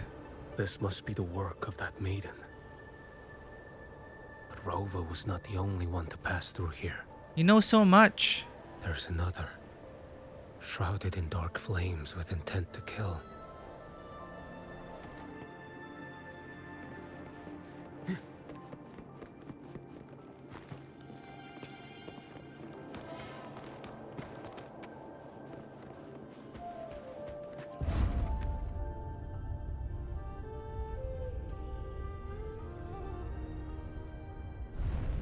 Oh, Carlota.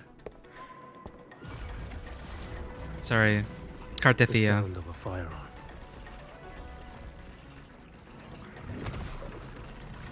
Cartethia Carlota Something got here Cantarella. before me.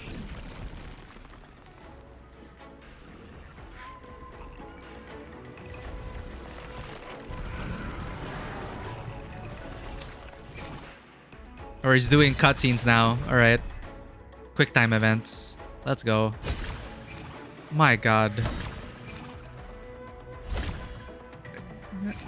Come, not really showing off.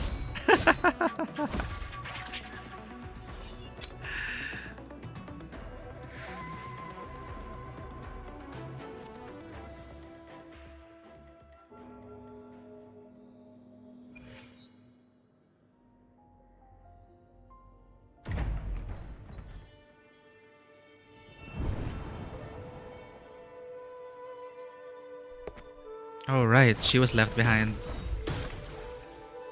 An agent from Mingting. Wait. I know you. She know.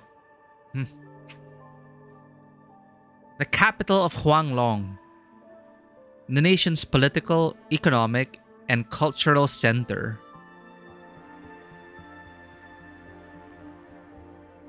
Did he just assume because he looks like he's from Huanglong and he's wearing Huanglong that you go, oh, you're from Mingting by default?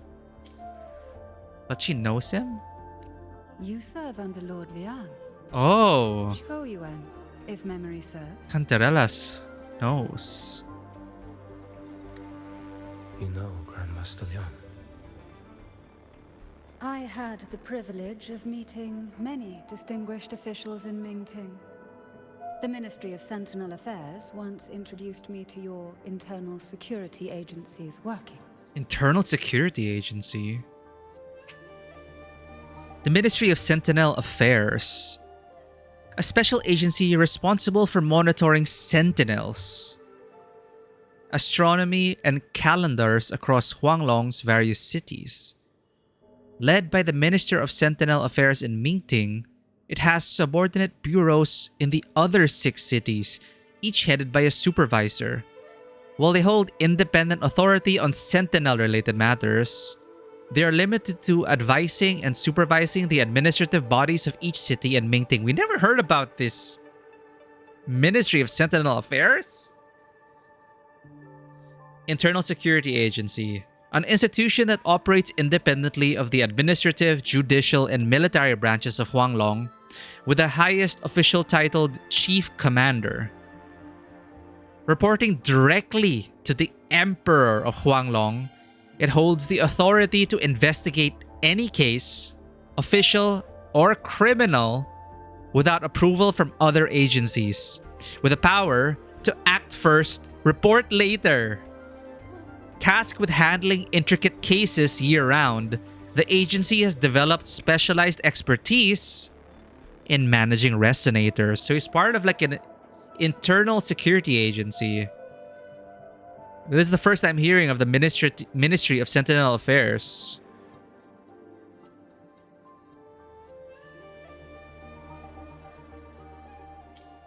And Cantarella worked with them. As Physalia family connected to the Thernodian, well, they thought this Sentinel back then. Yeah, I guess it makes sense. I would never confuse the man behind Lord Liang. The one without sight, yet seeing all. The blind watcher. What an oxymoron. I see what others cannot. That's all.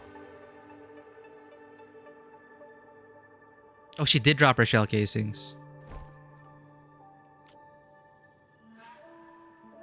This bullet ended Cartethia. Yet I sense no malice from it. Huh?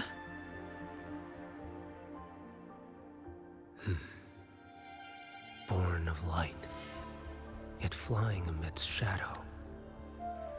Oh, if he's part of an investigation team, I guess that's like a superpower.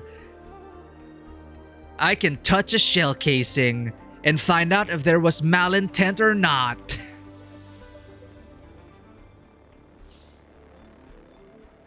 Good night, Vivi. I know we started a bit late, but thank you for being there for the beginning. I'm glad we got to talk about Qiuyuan. I'm already sold on him as a character, but thank you for always being here and dropping by. Have a great week ahead. What kind of flame are you seeking?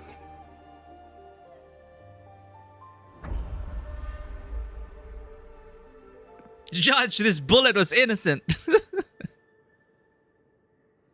Yes, the VOD was... Dorothea, resonator of both Sentinel and Threnodian. Dude, this guy is just... He's even better than Batman. He just has to touch things, and then he'll get like the true story. He'll touch the body and say, Judge, he's a killer. Done. Yeah, but the VODs should be up on Twitch every time after stream. It automatically uploads. And I also upload it on YouTube whenever I can. And if anyone's coming in from YouTube, thank you again for giving your support to our channel. We reach... It is just supposed to be like a little VOD channel, a repository for VODs, but you guys got us to like 100 plus YouTube subscribers. So thank you. And our Wuthering Waves videos tend to be popular.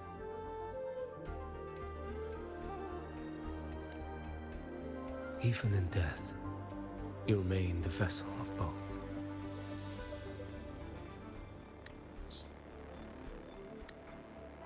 Cartathea, resonator of both Sentinel and Threnodian. Even in death, you remain the vessel of both. Thanks, Vivi. It's just an entire history of our channel. Like, as far as I can tell, every stream we've ever had is up on YouTube. Save for the very first one, because our debut stream, I forgot to record it. He just knows everything. He's like, Cartathea, it makes sense because, okay, he'll know about the Sentinels because that's his agency. No. He works with the Ministry. No, he's part of the investigative arm of the Emperor. The secret investigators of the Emperor. But I'm pretty sure they work closely with the Ministry of Sentinel Affairs or something. Whatever it is, he has intel and he has a reason for having the intel. Plus the fact that he has super convenient detective powers of psychometry, it seems. Maybe psychometry is one of his forte abilities. One of his superpowers. See, he can just see a crime scene. Mingting's archives. All your frequencies are tied to the Threnodian. Chaotic, ever-devouring, assimilating. That is tacit discord. A power not fully your own. You seek vengeance, but she is not your true target. It's the divinity. But you kept this from Rover. That is why it all unfolded so suddenly. This guy can literally watch past events. That's kind of... No, the thing is it's beyond that. Not only can he see past events, he can feel the intent of the actors in the scene. Huh? Is that too much? Spark and firewood. You needed another person to stoke the fire. So, it is you. You met He's a what super Magistrate detective. Jinxi's bodyguard described. However, the mark of Jinxi. Leviathan's dark tide clings to you. That is why I sensed you through the dark tide in the city. Anyone tainted by Threnodian is fated for destruction. Even if a cleansing fire could burn away that darkness, when the moment of choice comes, will you turn the blade on yourself? Ooh, we almost did. He knows all, chat. He just has to be in the general area and learn about everything and everyone. Cardathea. Rover is after her now. But that's not the whole story. How do you know that? I can sense lingering frequencies in the place. Okay, now he's gonna explain his superpower. Let's go. The Sentinel is no more. The Blessed Maiden is gone. And now the dark tide descends. That is not an explanation. I can sense lingering frequencies in the place. Doesn't like every resonator say this at some point? I can sense the frequencies. Okay. You are outnumbered. You said you met with Ming Ting's officials. That means you had an audience not just with Grandmaster Liang, but with the Grand Marshal too. As the highest official in Huanglong's Ministry of War, and now we're getting Huanglong lore via codex entries, the minister oversees all military affairs for the 6 cities in Huanglong. Right, I forgot that there are 6 cities. There's still so much to explore in Huanglong. The honorific title Grand Marshal is used to signify the rank and authority of this position. Okay, Ministry of War. We have Ministry of Sentinel Affairs. We have Ministry of War. So, he met Grandmaster Liang. This world's Qiuyuan. This world's Qiuyuan. One of your players in TTRPG have essentially an artifact that lets them see 30 minutes of camera-style footage from any place they visited, from any point in time, even if there's no camera. They're always forgetting to use it. How can you forget to use such a thing? Nah, I don't blame him. I always forget to use my TTRPG abilities, but yeah, that's a great superpower. Like you can just like see, but that's just seeing the footage. This guy just has the answer to everything in a scene. Yes, she murdered Cardathea, but there was no malintent. They did it because of something else. He doesn't have all the answers, but he already could like clarify that there was something more at stake. There was no ill intent here. It is part of a grander plan. He just knows so much. And then, like the moment he touched the shell casing, this bullet killed someone, but there was no ill intent. What? Superpowers. So it's like it's like your player's ability, except he doesn't have to roll for insight. He can just ask the GM anything. Almost anything. She asked me to execute a Fraxidus overseer named Scar in Minnesota and help Rover in the process. Yo. Alright. I don't think we ever met her. The Grand Marshal. Have we? No. She's the magistrate, not the Grand Marshal. So, Ming Ting had foreseen all this? They know all because Chinese spies. Sorry. It's just Ming Ting had foreseen all this? That's not my concern. Thou shalt wield the torch of the usurper to drive away the darkness. They just know. Okay, you have to find Fenrico. You need to get that lantern. They just knew. Okay. That's all the Ministry of Sentinel Affairs gave me. Any clue what this torch might be? How would the Ministry of Sentinel... Right, okay. Now we're talking about the Ministry of Sentinel Affairs.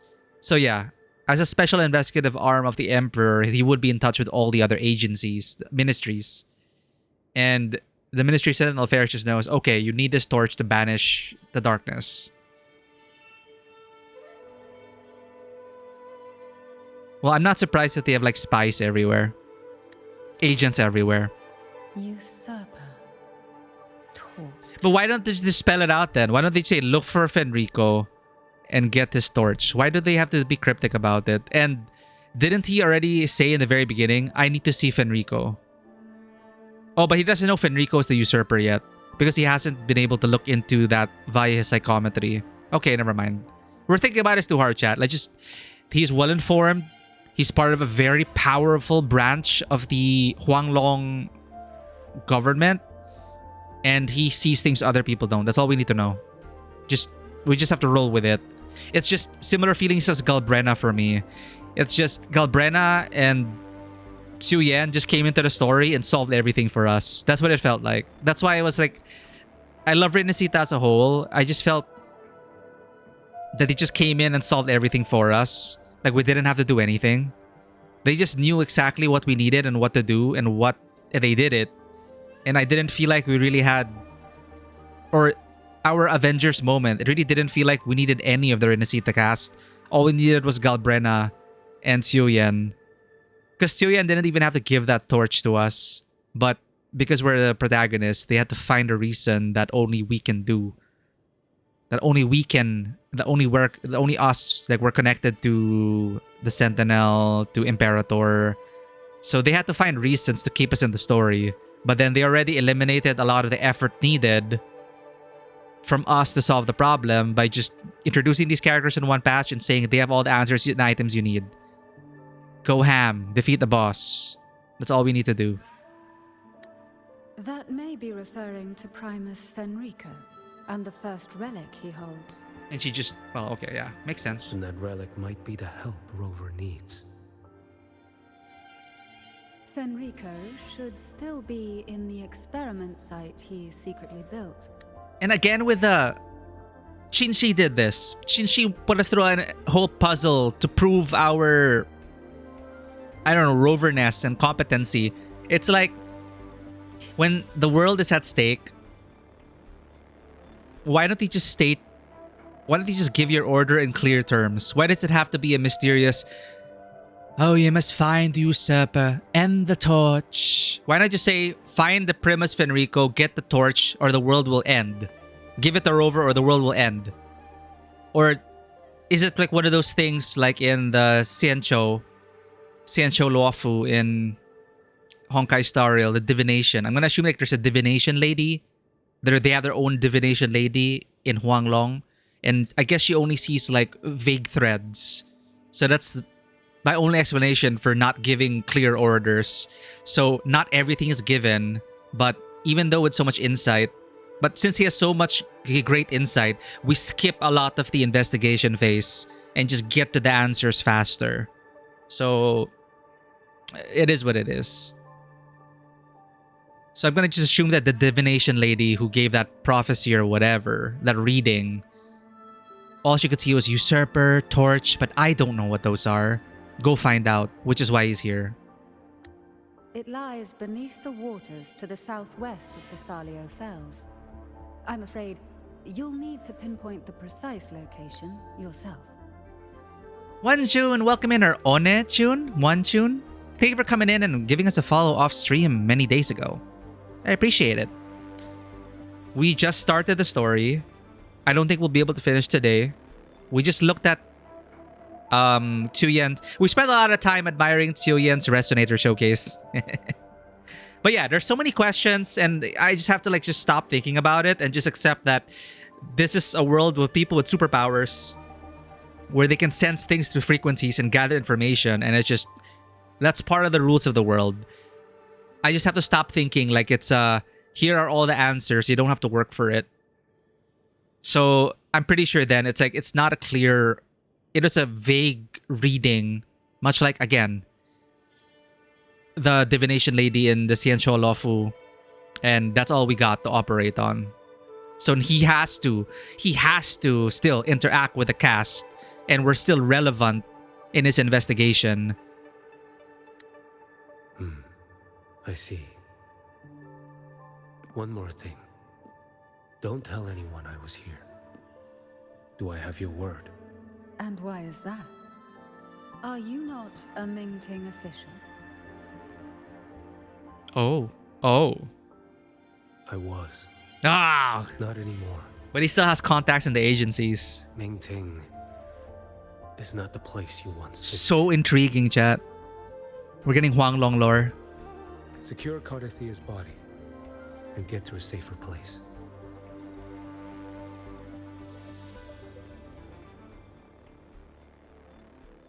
That's the most lore we got on the workings of Huanglong as a city-state or whatever, as a nation. We got more information in that exchange and codex entry than the entirety of the base game of Uwa when they first launched. That's an exaggeration, okay? I just felt like I learned more about Huanglong in that last 5 minutes than the entirety of the Act 1.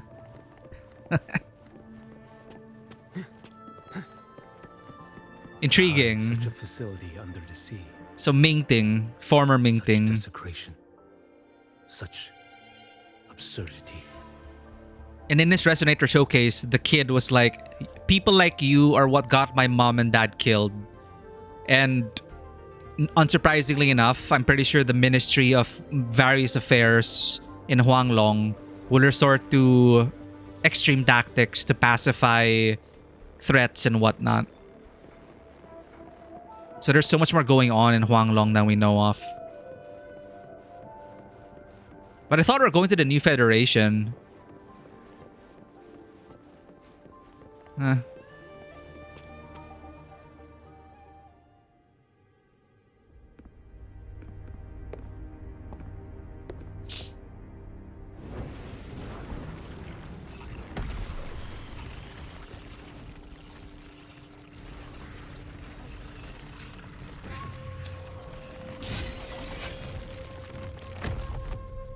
New creatures lurking in the dark. I'll show you what the real darkness looks like. Wow. Batman, is that you? Behold this boy. He is fun to play though.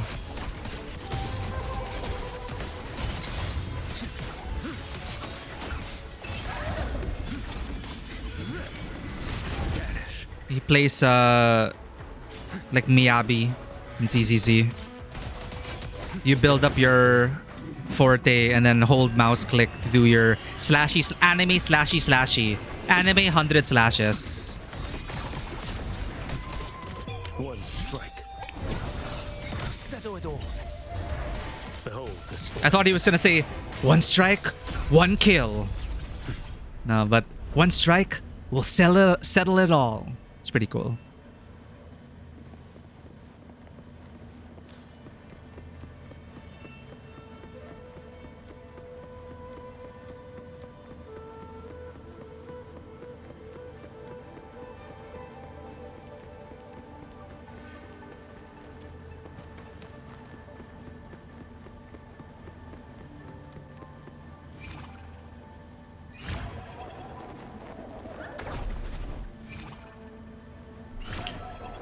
I'm assuming we can only do this during these scripted sequences. Or can he actually do this in world traversal? I know flying kind of makes it obsolete, but it would be cool to like jump around on ink platforms. Leon. This place is marred by the Dark Tide's filth. Why risk yourself, brother? Leon question mark. It's you. The Fraxidus I sensed. Oh. Playing dress up again. Is this your twisted idea of fun? He knew. By the Sentinel, do you not recognize me? Your disguise means nothing to me. I recognize your frequency. What truly separates us, brother? A face alone is a song for me. I am an acolyte. Just as you are a fugitive clinging to an official's uniform. Oh, he knows too.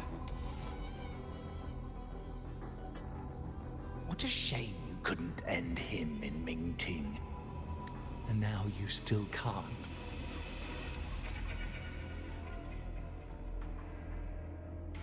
Maybe another Fraxidus agent? Why are you here? A grim stage has been set for Rover in this land.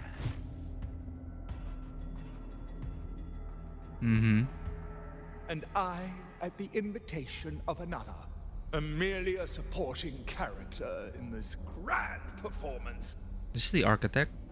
And my role Yeah. is to stop you. Because the architect does like multiple faces as well, right? As an acolyte, my faith in Imperator is indestructible, though my flesh remains so very fragile.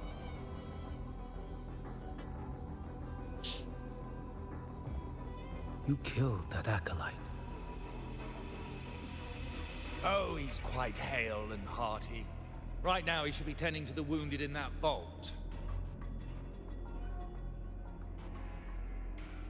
Besides, it's beneath me to move against such an ordinary character.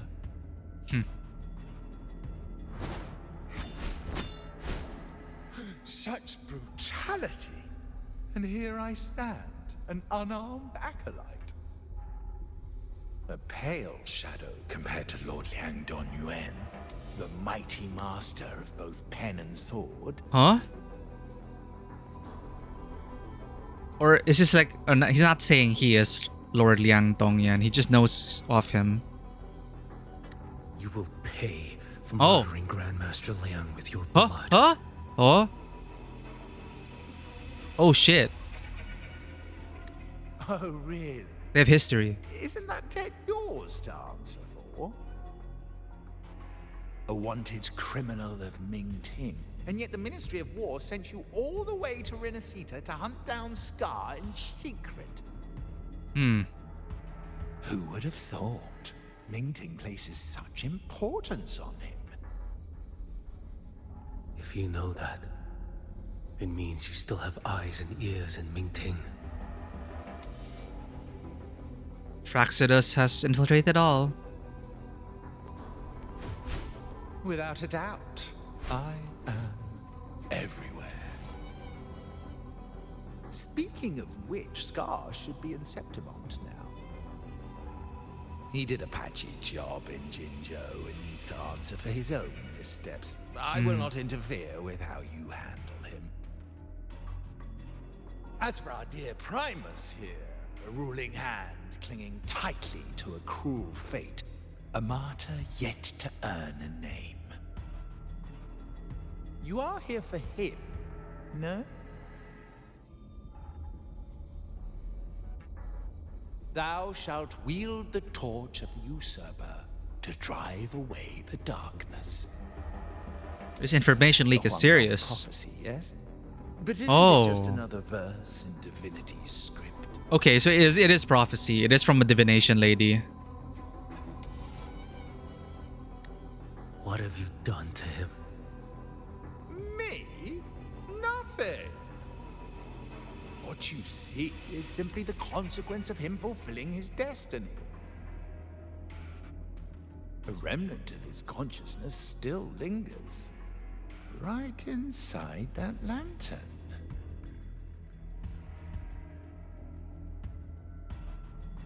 It's baiting us. Step aside. Why, of course. What could an unarmed acolyte possibly do against Huang Long's blade? Still, allow me a parting word.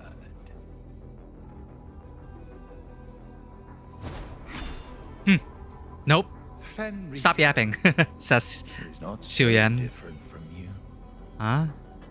You have killed without hesitation, and your one mistake was a single act of mercy.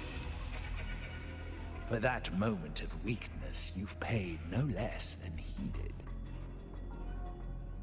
How can a lone, flickering torch hope to banish shadow upon shadow? Ruthless soul, your end awaits you. So he's got that assassin background. Let's not linger. We had our Batusai era. Break like bamboo.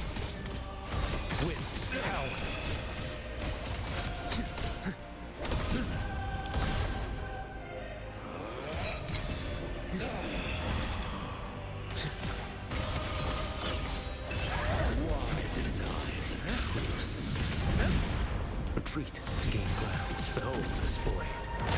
Ow. Mandate calls. Judgment falls. Nothing that won't heal.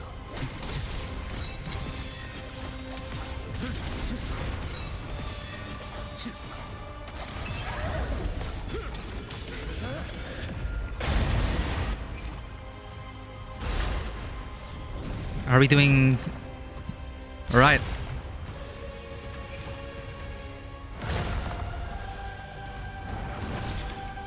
Whoa! Whoa! Rise.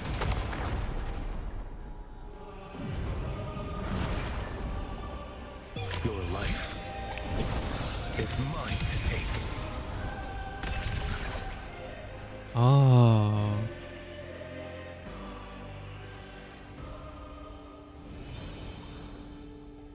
That was like a... The rock version of that was so awesome, of that last song.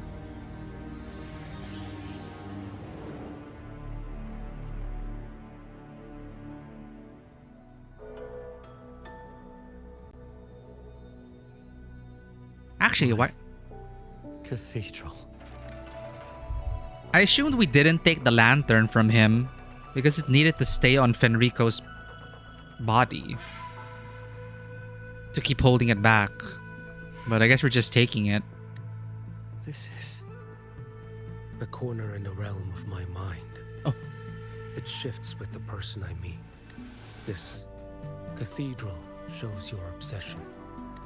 A soul from Huanglong. Here you shall find neither the gospel you can accept, nor the judgment you are meant to endure. The Threnodian has taken everything from you. Your blessed maiden is dead. Your city crumbles. The dark tide will soon swallow it whole. Your tie with the Threnodian should have shown you what's already happened. Give me the lantern.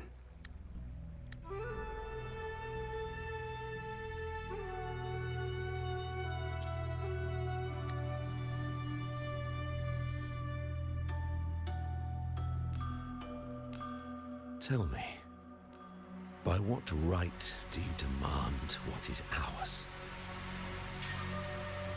The path born of injustice must be fortified with further transgressions. No, our path was built upon a foundation of righteousness.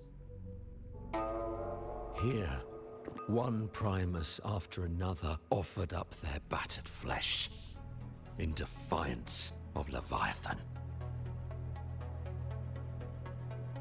And be it Leviathan, Cartathea, or the Fraxidus, none shall steal Raguna from my keeping.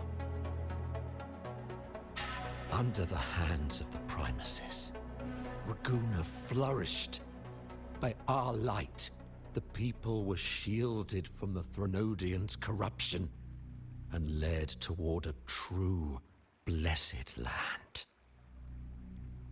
People need unity of belief. That is why a Primus must rule. That is the heart of our creed. Is this Fenrico talking or corrupted Fenrico? It is what sustained me across 20 years of struggle against the Threnodian. Oh, I sought okay. to bend its power toward a higher purpose. Then he got turned against him. But in the end, that creed consumed me. I believed I could use Leviathan as a hammer to forge a true blessed land against its hollow paradise. But I was the one used. Such is my appointed fate. I accept it without challenge. What still binds me here is naught but fury and hatred for the betrayal. You are only mortal. Mortals don't stand a chance against the Threnodian. Hmm? Night and day, its whispers echoed in our heads. A torment no soul can endure. And despite Imperator's fading light, granting us only fleeting moments of clarity, generations of primacies have willingly walked this path. And you still thought you could control its power. Ambition and obsession fueled your fight against the Threnodian. But in the end, they're the very things that brought you down. Yours is a scripture of righteousness. Yet evil and atrocity are written all over your deeds. Well, that's certainly a judgment. I stand knee-deep in a river of blood. What is spilled cannot be unspilled. There was a time I could have killed a man before he waded into a river of blood. Now that chance stands before me once more. No mortal shall inflict upon you even the slightest harm. Huh? It is this prophecy and fate that lead me onward.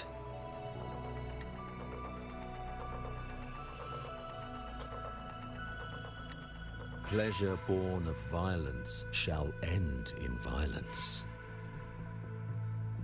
You that are heavy laden by guilt, come and confess.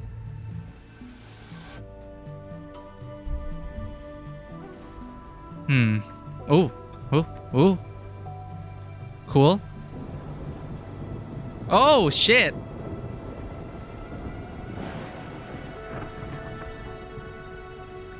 Yo. I forgot that there were side-scrolling challenges in WoW. Dude, I'd play a game like this. Look at that. They're like, all right, we're in cinematic side-scrolling mode now. Put on that letterbox. We're in for a ride. Again, look at that use of lighting, chat.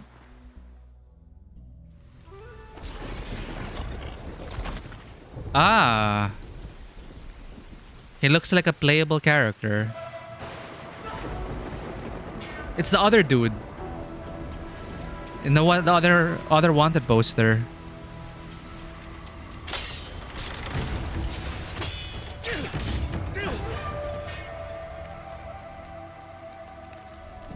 So this is during our Battosai era.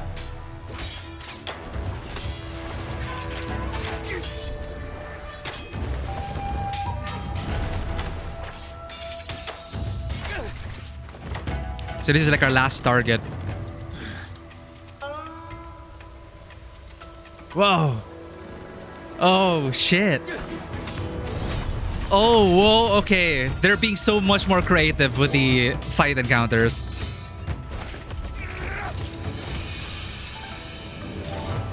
Shows pure mastery of the art. Oh, that move was his master's. The stab.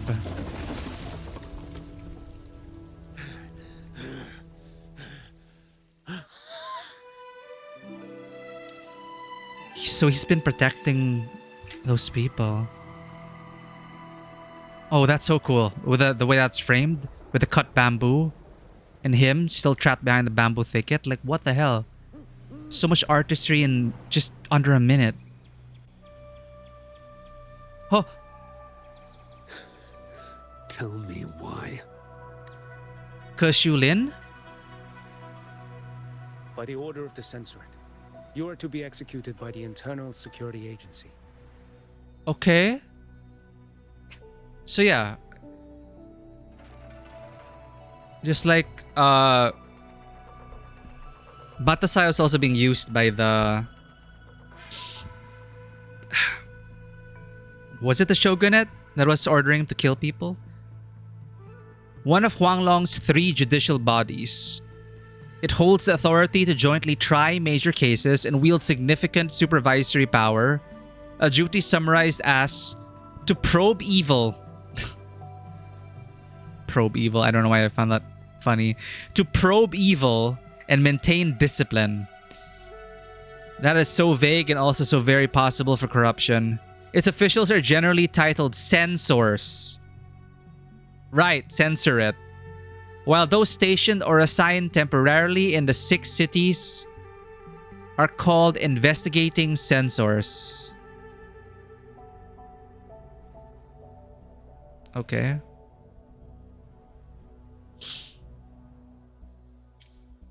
So we're following orders. This man has to die, they say. Me? Dude, the lighting in this place. They It should- accuse you of colluding with tacit discords and wreaking havoc across Jinzhou. And again, since this is our past, our dark past, he's forever shrouded in shadow. Even with the contrasting light behind him.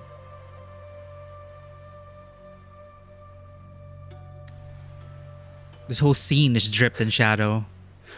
What a joke. Adds so much texture. Wasn't enough.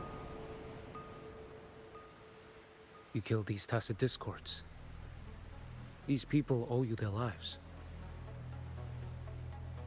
So why would they say he's colluding with them? Yes. So what? The border is in chaos, and all your agency does is lick the boots of corrupt officials. Might as well kill me here.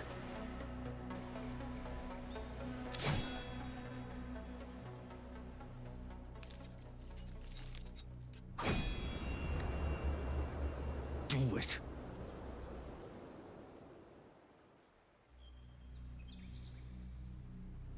But doesn't he like If you let me feel live intent? today, I swear, every one of the ISA's dogs.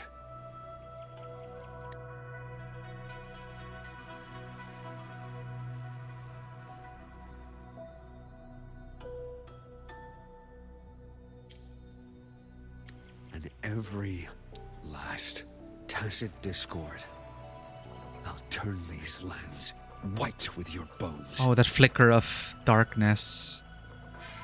Grandmaster Liang from the agency spoke in your defense. Oh. Then why are you here? I've read your case files in Jinzhou these past few days. Chat, why are they so... Why is Kuro getting so good with the atmospheric effects and their lighting and cinematography? Why? There's just so much layer and texture to this scene. Even like remember that they cut the bamboo during their fight. And it just... Wow. Those censors failed in their duties and deceived us. How could a single squad captain possibly conspire with tacit discords to kill and raid? Okay, You're just right. an ordinary man. He already knew.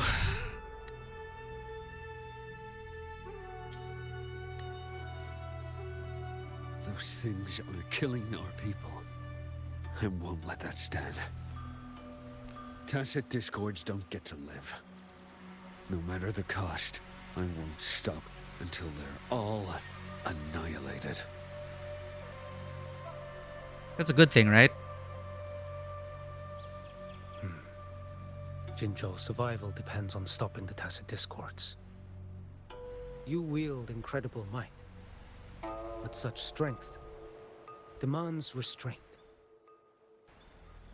A sword exists to deter, not kill. Draw too quickly, and you'll die by your own blade.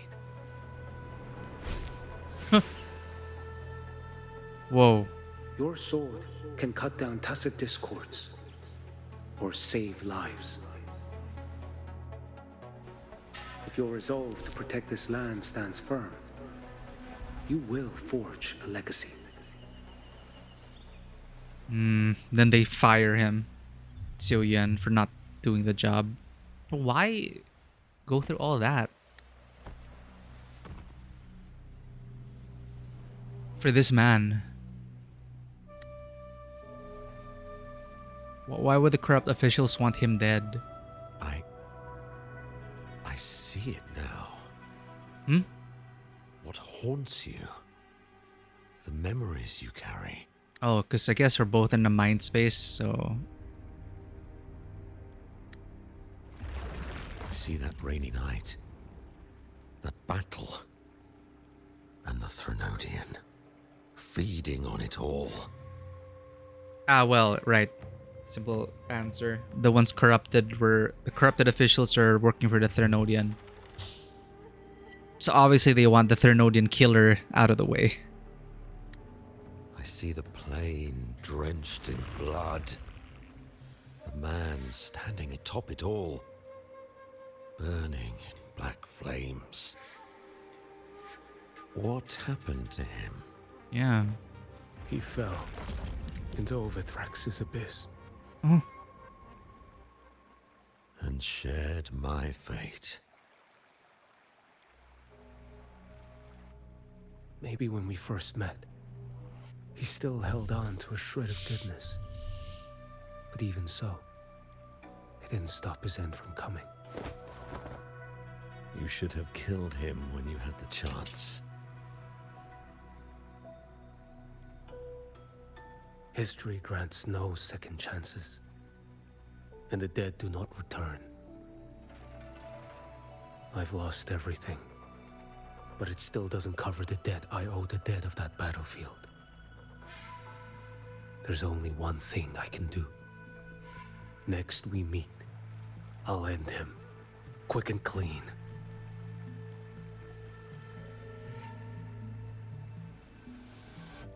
If given the choice again, would you still become Primus?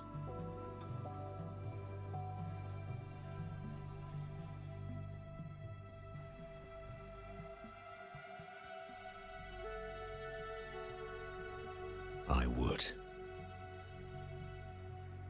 Usurper they may deem me, but never shall they deny the fruit of my toil. Well do I know my iniquities, and clear is the end of my path. So were I to choose anew, I would tread this path once more. Though it spurns the wisdom of every Primus before me, though nothing but trials and terrors lie ahead.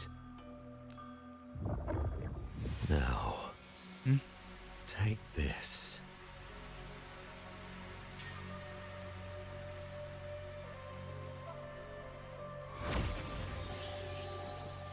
I thought he was holding back the dark tide. Huh? Thou shalt wield the torch of the usurper to drive away the darkness. So, this is the first relic? Napoli II wielded it to purge Raguna of the dark tide. And at that moment of triumph, the Order earned the Threnodians' full attention. This lantern, carry it forth. Should the journeying paradise come, it will emerge from Septimont, where the righteous one shall surely be. So if Enrico sacrifices himself to stop Dark Tide, I guess buying us time, and then the Dark Tide comes, it will come anyway, but I guess Fenrico did sacrifice himself to buy us time.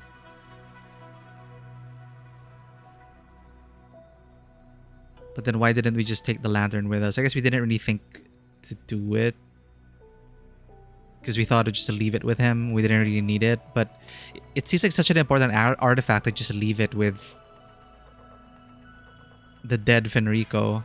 I don't know what I'm missing here, chat. Like, now that all this is coming up, that this is so important to banishing the darkness, why didn't we take it in the first place?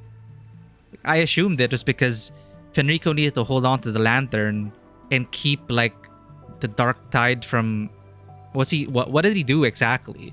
Did he stop the dark tide from like corrupting the lantern? Did he use the lantern to stop the dark tide and buy us time? Why didn't we take the lantern with us if it's so important in banishing the dark tide? Do people not know about it? But people are. It's the first relic. Like it's a legendary artifact. Why didn't we get it until now? All I can remember is just that it just made sense that he needed to keep the lantern on his person. We needed to leave it with him. It died with him. In that sense, to be like a stopgap measure against the dark tide. But I don't know the details and nuances around that. And now it's just like, here, take the lantern. You needed it all along. Rover has also been tainted by the dark tide. Like you. The dark tide binds us all. I did feel her presence. Unity. She now stands as the new harbinger, walking a path that was never meant to be hers. That is why she needs this lantern far more than I do.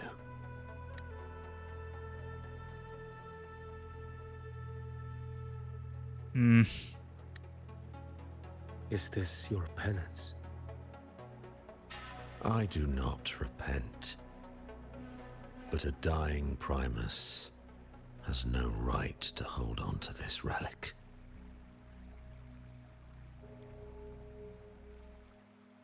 This is my destiny. Upon deception had I built my reign and legacy, and no mortal could inflict upon me even the slightest harm. The wandering righteous one is no mere mortal. Amnesiac.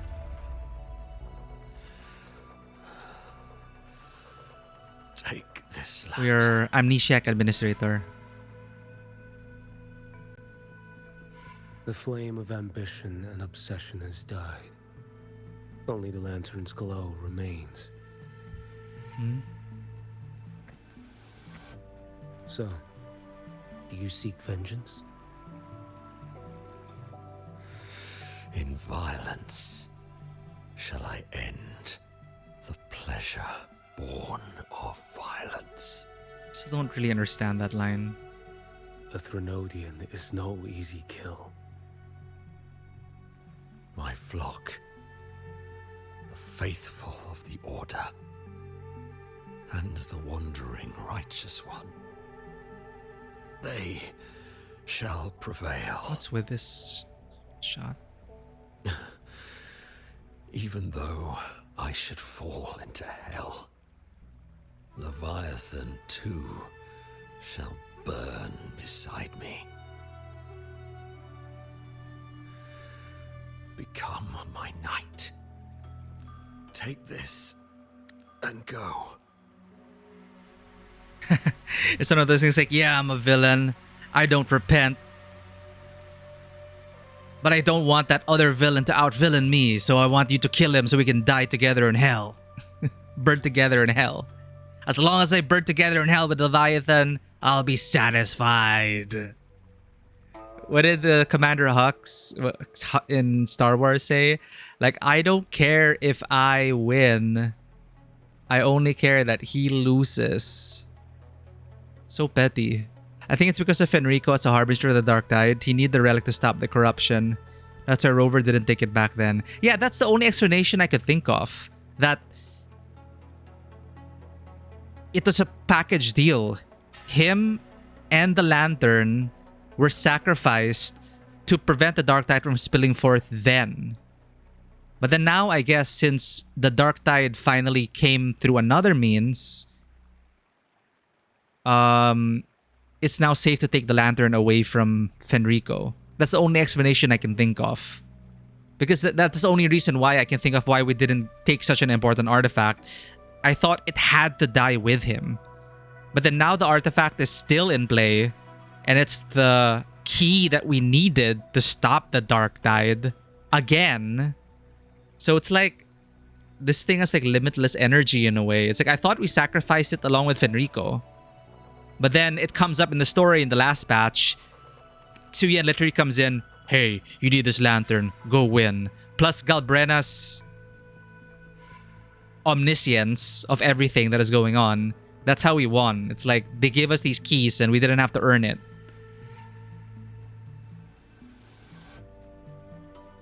So now I guess since the Dark Tide has spilled over, you need this lantern again. It still has power.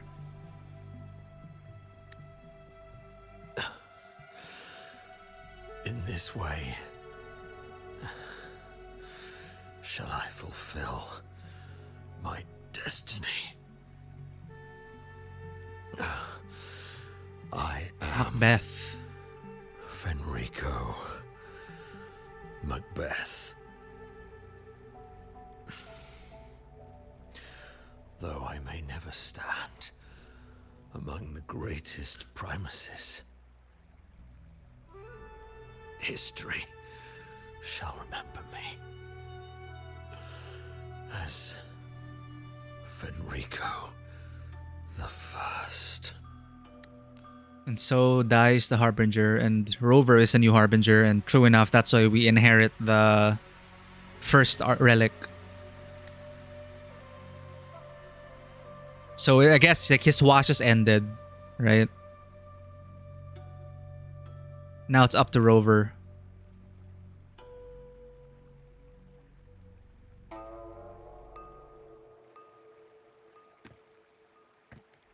History's truth is inscribed in stone. May those who come after render their verdict on you. Hmm.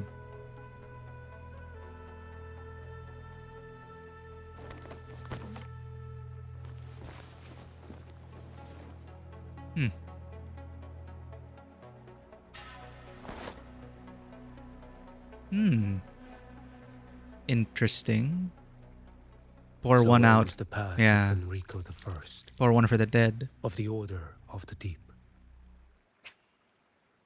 Just as a name enjoyed by Napoli II, it is a title Primus Fenrico should have rightfully possessed. However, due to unknown reasons, Fenrico forbade acolytes from referring to him as such until he met his end at the bottom of the sea. In the history of the Order of the Deep, he's the only one who bears the name Fenrico. So yeah, truly he was an ambitious soul, and that's why the Threnodian so easily corrupted him. Because his ambition, once, no matter how good of a soul you believe you are, how good your intentions are, that can easily be twisted into corruption. As he explained it himself. So even Fenrico was like, I'm not going to be like my predecessor. I'm going to be someone else even more ambitious, even greater. And the Threnodian is like, he makes it so easy for me. And then he ended up in this situation now. So yeah, complicated, complex character. And in the end, he's like, this didn't work out. I have blood on my hands. I need to stop it here while I can. Which he does. So he prevents it from happening then. And then the Dark Tide comes in now from another vector, which was through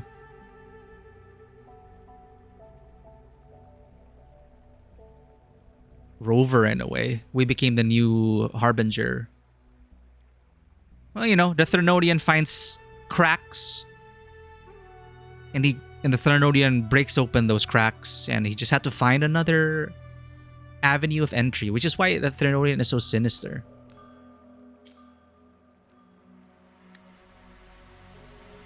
Your wish is well received. Oh, he gave the coin of Leon. Passage to the next life. Interesting. I like how that kind of went from Leon, the coin in the beginning, to his hand. It felt very ceremonial and reverent in that. And like, they're not saying he's a good or a bad person. It is a tell-all.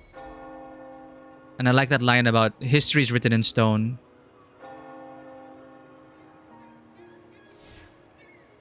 Let those who As come for after what judge happened him. after, that we already know. Hmm.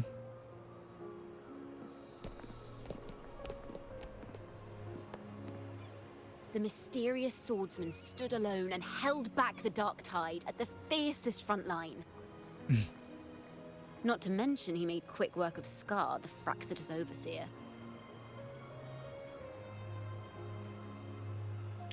How do you know about all of that?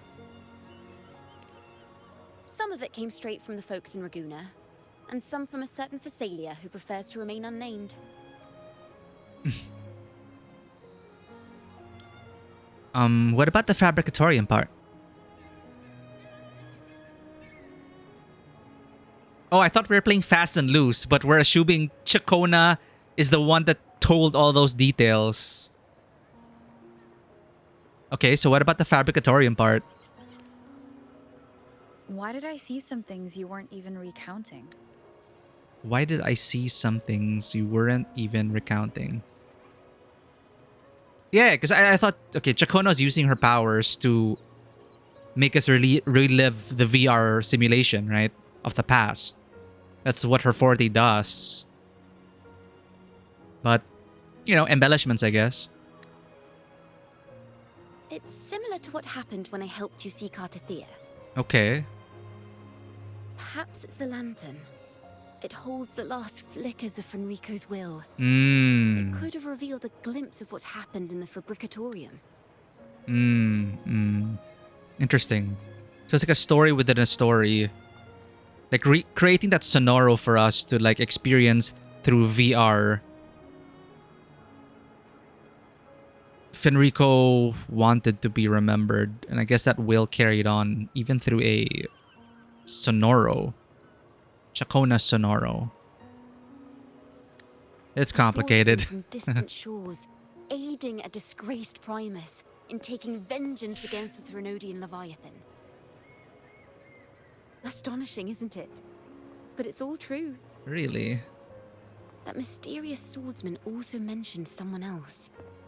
A man, burning in black flames. Qiuyuan. There's more to him than they want us to see. And more buried between Jinzhou and Mingting than they'll ever admit.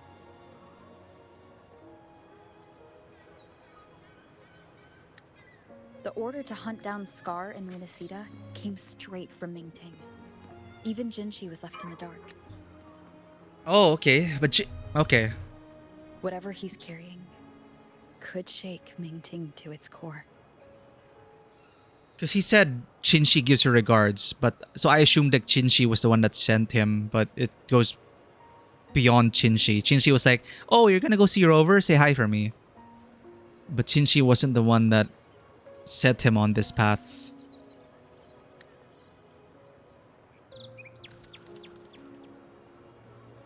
Guess you'll have to wait until you're in Huanglong for answers. Damn it, Chacona. Well, we're going to the... Or perhaps we could go ask our mysterious swordsman himself. Or that. Because I was gonna say, wait, aren't we going to the new Federation? Why are they revealing all these Huanglong intrigues? If he brought you the first relic, then he's one of the heroes who saved Renacita. We still owe him our thanks. But no one saw him after the final battle. Locating a visitor from Huanglong and Raguna shouldn't be a hassle.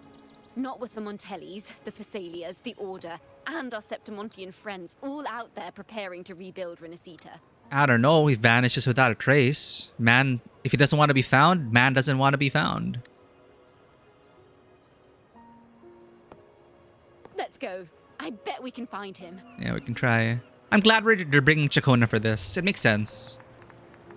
Because I'm pretty sure Kuro heard that feedback. It's like, why do you never bring in past characters? And now we have here. And it makes sense for her to be here.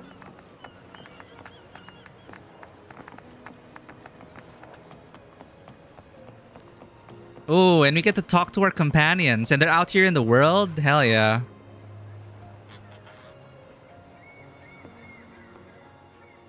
Zani. Good to see you, Rover. Phoebe. Phoebe Choopy. Dude, we got Phoebe. We got Miss legal. Zani and I have been assessing the damage to Averado Vault and the Cathedral of Mercury. We got legally distinct Phoebe in Duet Night Abyss just in their last stream. Miss Zani and I have been assessing the damage to Averardo Vault and the Cathedral of Mercury. The vault is all right.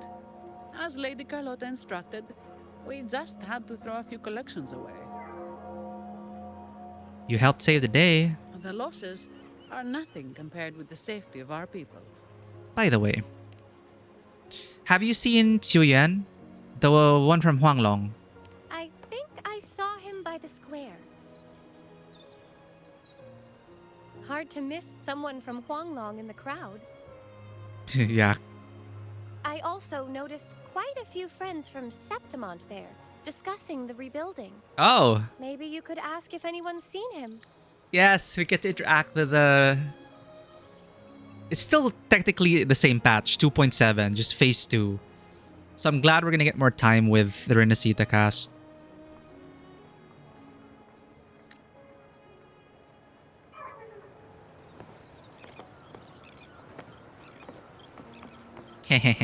Friends.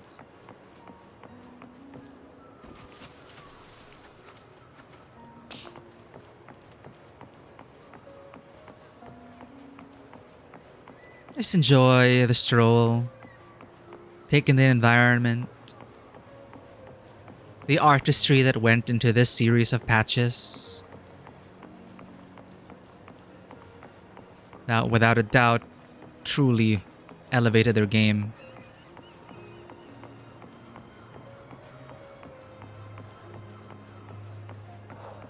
Augusta!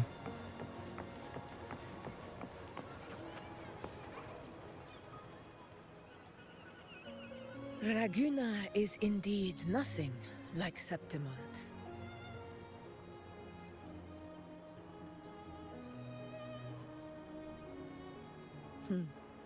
A harbor like this suits sea trade far better. Is this your first visit to Raguna, Augusta?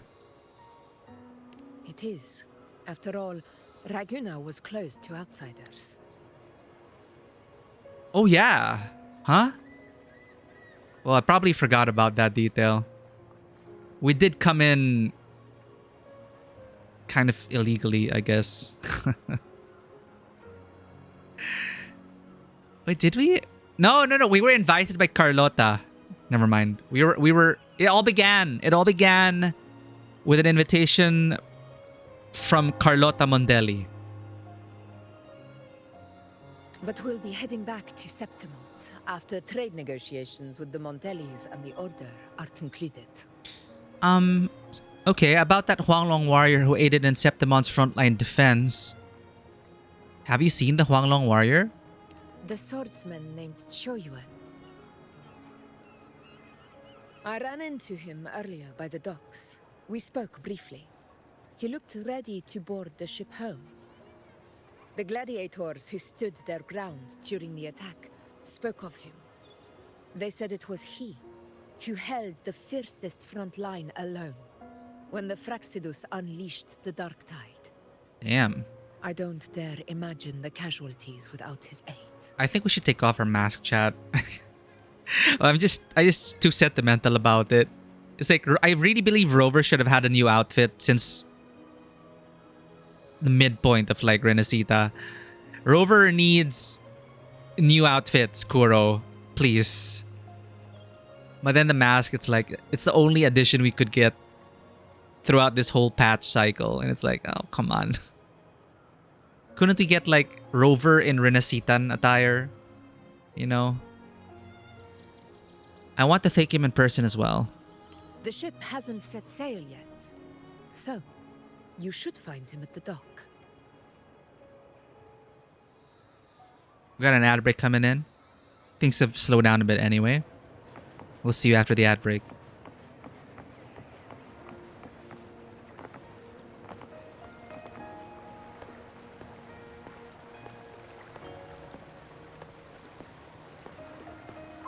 Monkey finger curled. You now gacha for outfits. No! Not like Nikkei. The controversial Nikkei costume gacha. God. The most expensive costumes in any gacha. If you lose all your pulls.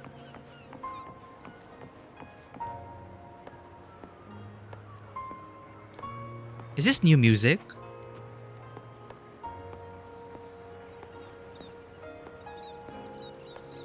I can't tell.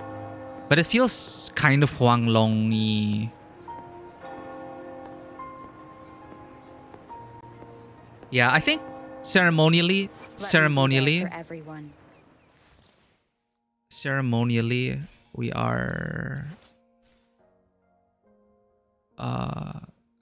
let's take off the mask. How do I do that again? Oh, right. Let's also equip this. Under divinity's watchful gaze, people eventually use their own light to illuminate the dawn that was not promised to them.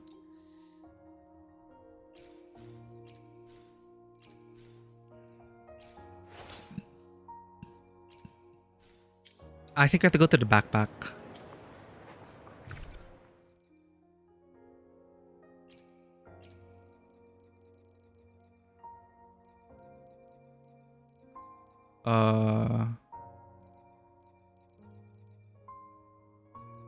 Here. Okay, here. Rover costumes, please. It's okay. A job in Renacita's done. It's time to move on. It's time to move on from Renacita, chat.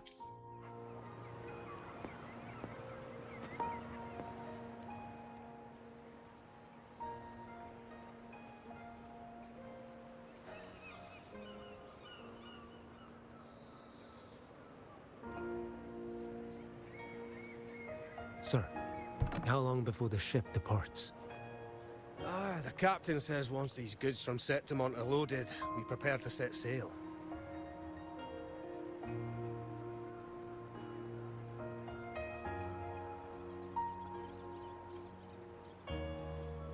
I see no acolytes supervising. Thought you couldn't see, so you can, eh? No. I just sense no one is causing you trouble. Ha! Wow. Come on, if it's Phoebe, no, because he senses. This guy literally senses vibes, okay? He vibe checks the scene with his forte. So if he vibe checked Phoebe, it'll be fine. He's basically one with the Force and the Force is with him. Raguna and Septimont have been through a lot. Really was those heroes who carried us through this disaster.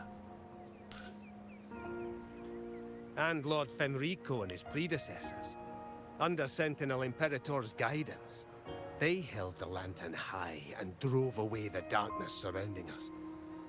So nobody knows the truth about Fenrico. Not yet. Still gives me chills when I think about it. Thanks for the care package combo, San.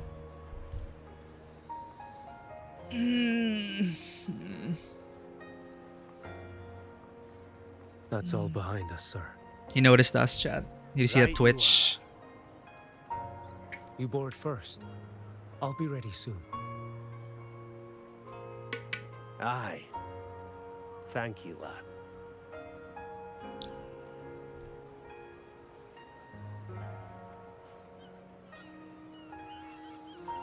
Thanks for taking care of us, San. Have a great rest of your week. I've lingered long enough. My work isn't done. Scar and the other Fraxidus operatives got away. Our Grand Marshal likely expected as much. They always have a way out. Yeah, Fraxidus got villain plot armor. I'd like to see if I could sever that goat head in one strike. Yo.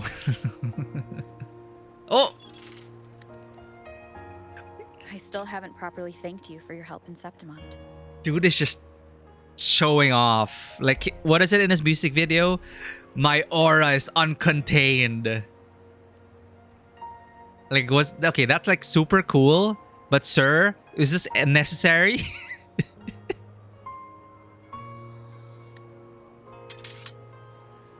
Leviathan's influence was aimed at Renacida. Outsiders like me were spared.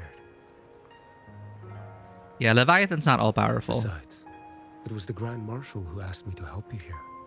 And the Leviathan can't work without nothing, right? That's why I said it's so insidious, because people think they're acting a certain way, but they don't know the Threnodians got their claws around them. Threnodian knows how to manipulate and exploit. So I guess it's limited, like with outsiders who don't share the same belief systems or who aren't assimilated in the culture. I guess that's what they mean by outsiders being spared, because the Threnodian works within that web of familiarity and belief. So if I'm just trying to think about, like, so maybe if we lived here for a while and integrated into their culture, the more we integrate into their culture, the more the Threnodian has a chance to get into your heart, I guess. You should save your gratitude for her when you visit Ming Ting someday. She takes great interest. Now they're hinting at more characters. That first they show his counterpart, that other dude, and then now we have like the Grand Marshal.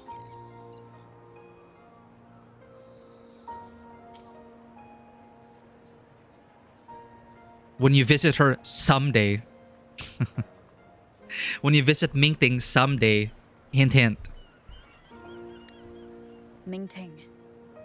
I've only been to Jinzhou so far. The world is wide. Rove far enough. You'll find your way there.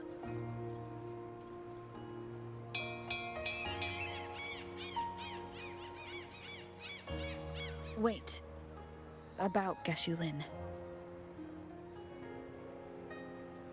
You know, Qiuyuan. You fought in Northfall Barrens.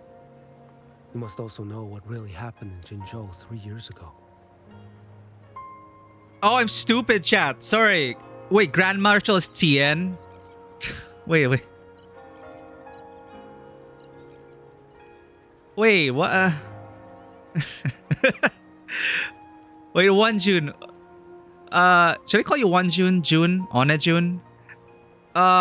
Wait. Tien. Tien's the... I'm an idiot. See, it's okay. In my defense. Alright? A lot of the early game is... forgettable.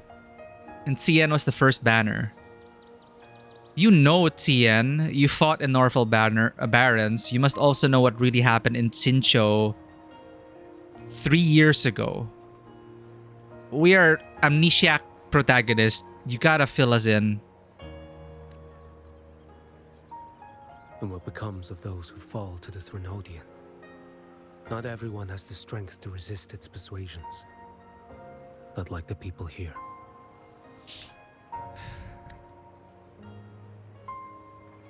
Are you still after him?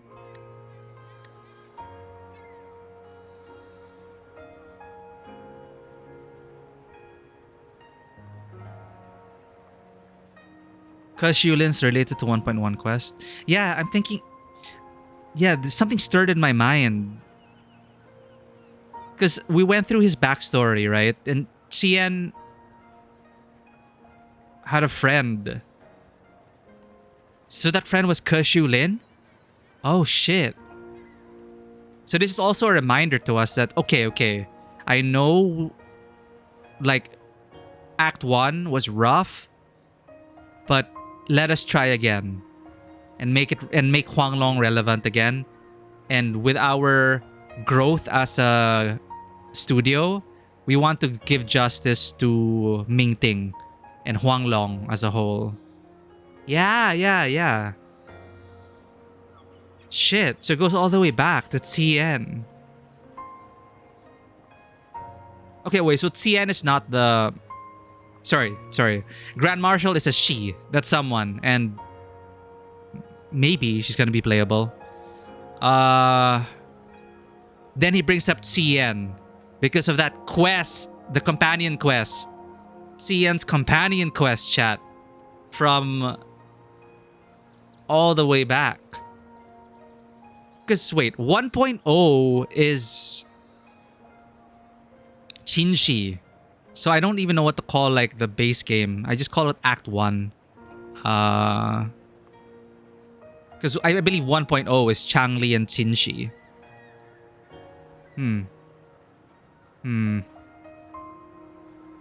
Anyway. Wow, okay. I appreciate that they went all the way back to freaking Qiuyuan, the first banner. I can feel like maybe Kuro's really like, okay, we're ready to give Huang Long another chance. Because it reminds me of The Witcher. Witcher 1 did not age well, chat. Witcher 1 is... I enjoyed it, but I cannot recommend it.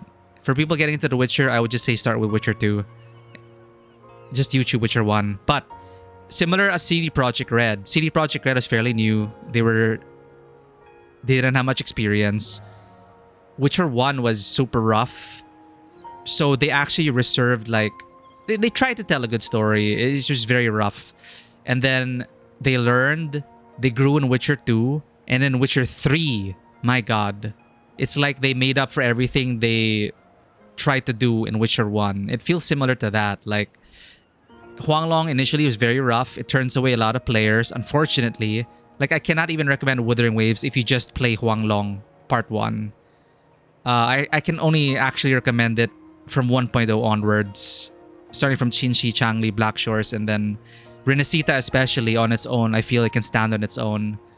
But now it's like, alright, we learned, we grown, we're getting better at storytelling. Let's remind you that Huang Long, there's a lot to explore. So I'm happy about this. I'm happy that it's like, oh yeah. I don't know if it's actually Cian's friend, but then this is this is like old lore. And it feels like Final Fantasy 14. 14, A Realm Reborn. 1.0 was a slog. It's not bad. It's just, it wasn't very well paced. But the world building, the characters, the concepts, they all came back in the very end of the Ascian arc in Endwalker. And they didn't forget about everything they built in the very beginning. They didn't just like, okay, we didn't do very well, as good as later patches, but those story beats are still relevant. Let's bring them back and mix it up again with our more experienced team. So it feels like a redemption in a way. And I feel like this very transitionary period, in this transitionary period of Wuthering Waves from Renacita, there is so much at stake now, I feel, because this has really hyped people up. Renacita has really proved that, honestly, Wuthering Waves is such a strong contender in this space of games. And how are they going to bring in new players? Are they going to be able to keep up with the quality? And how are they going to sell someone that is not a waifu? Right? On top of everything else.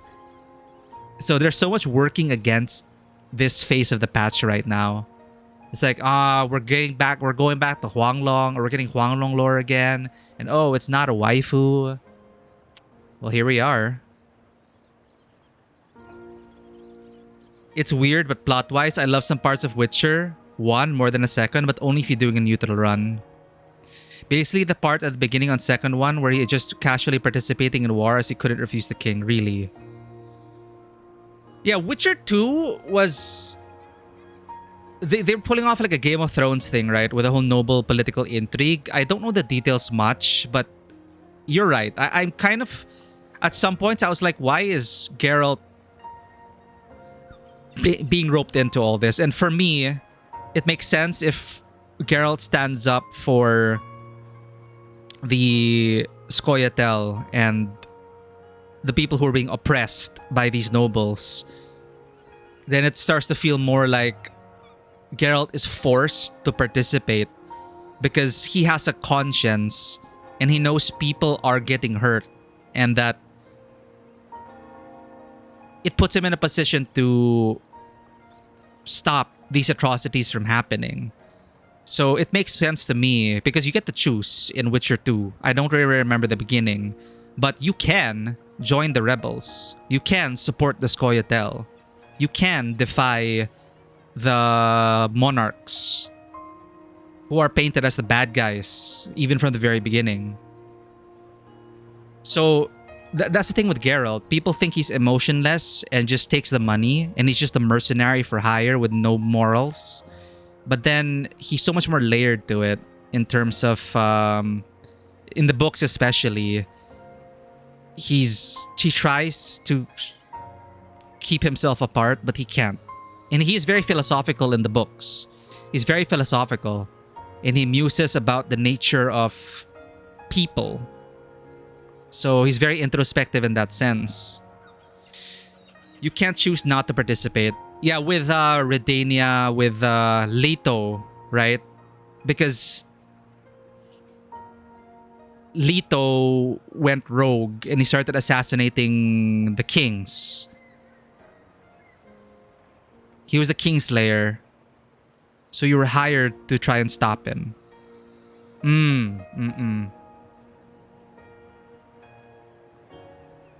Leto was an interesting character. I just don't remember.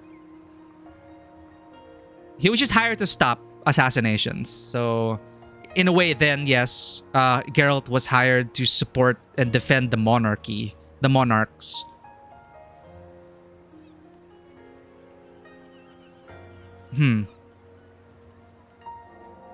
Interesting.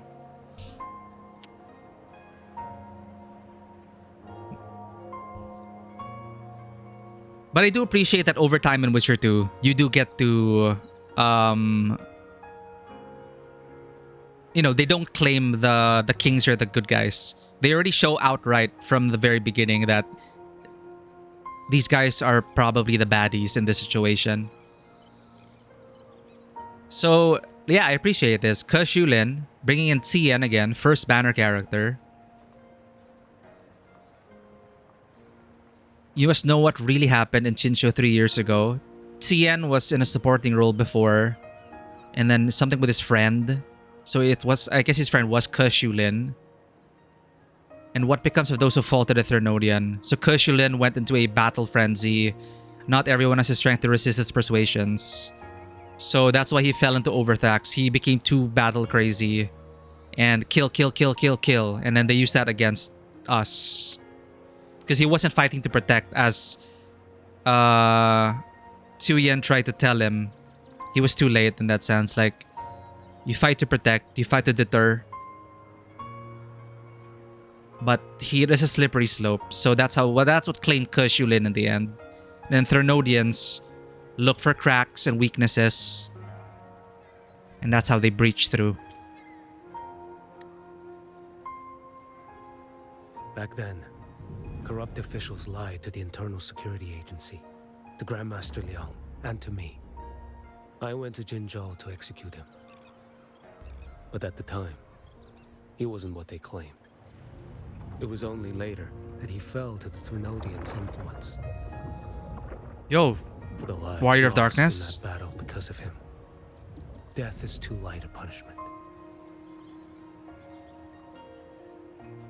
But it's what I can give him. And what I must. Come now, lad. We missed this ship to Mingzhou and you're waiting till morning.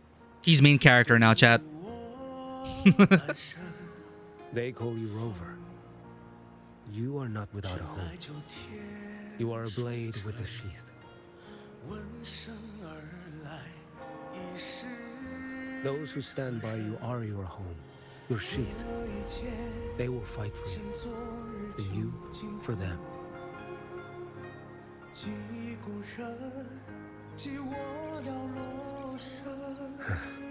Maybe one day.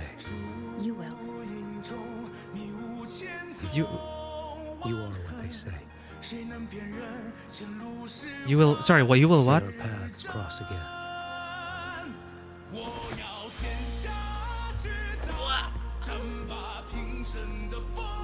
The sheer aura of this guy. He gets his own soundtrack as he departs into the sunset. Jeez.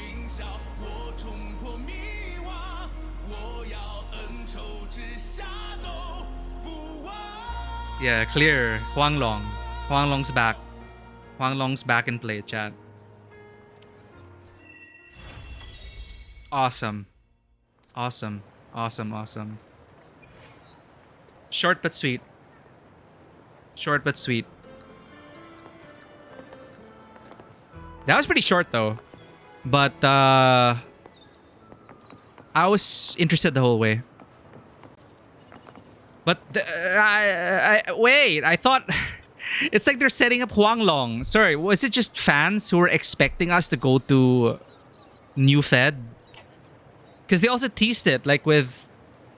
They mentioned the Fraxidus went somewhere... Not New Federation exactly, but Iloy Lai... Whatever, Lalilulelo. Some region. But did they ever confirm where that is?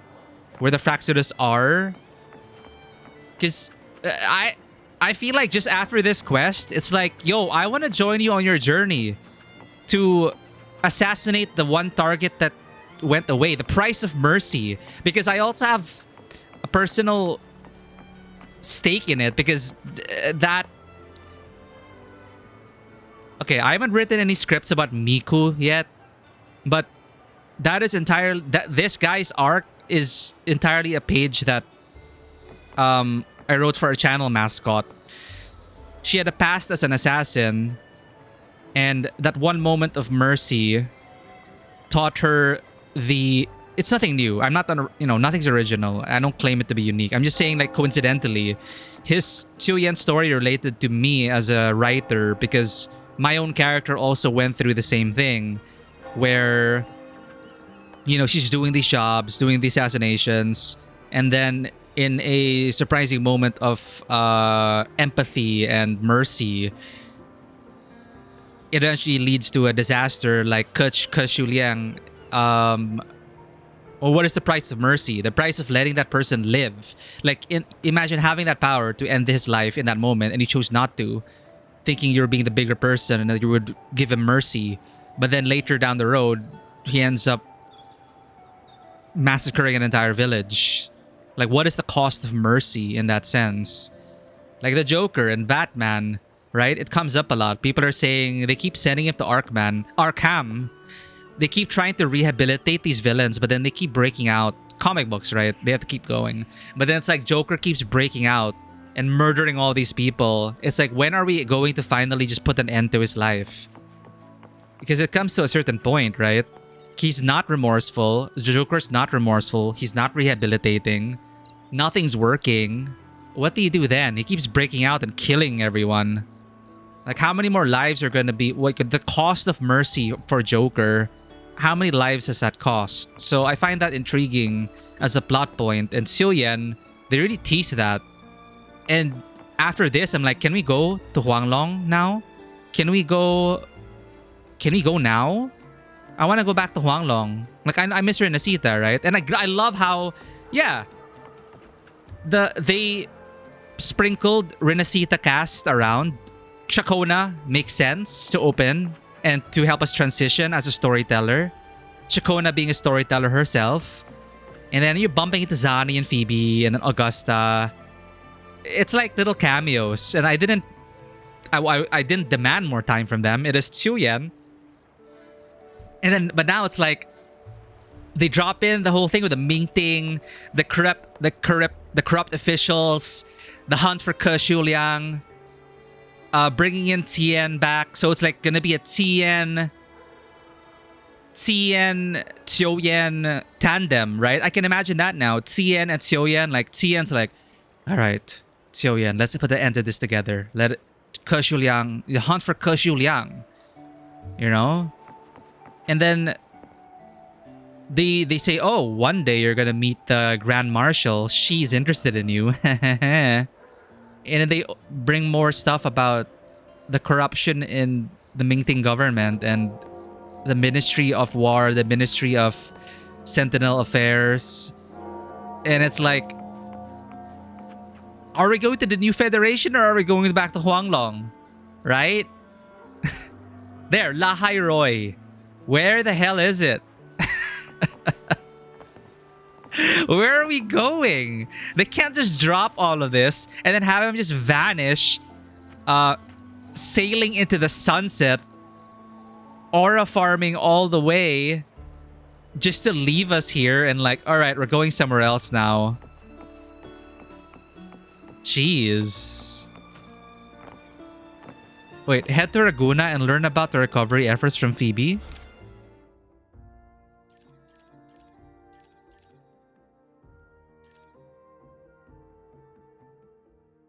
Is this new? I don't remember. Anyway, we're done. That was fun. Let me Google chat. Where is Lahai Roy?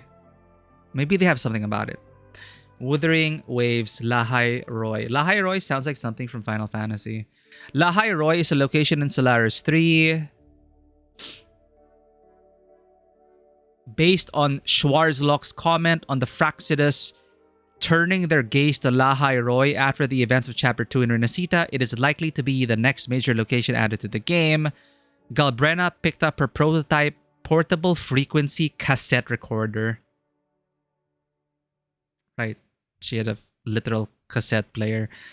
So she got it from Lahai Roy, a long since discontinued product due to the vast march in their technology's improvement.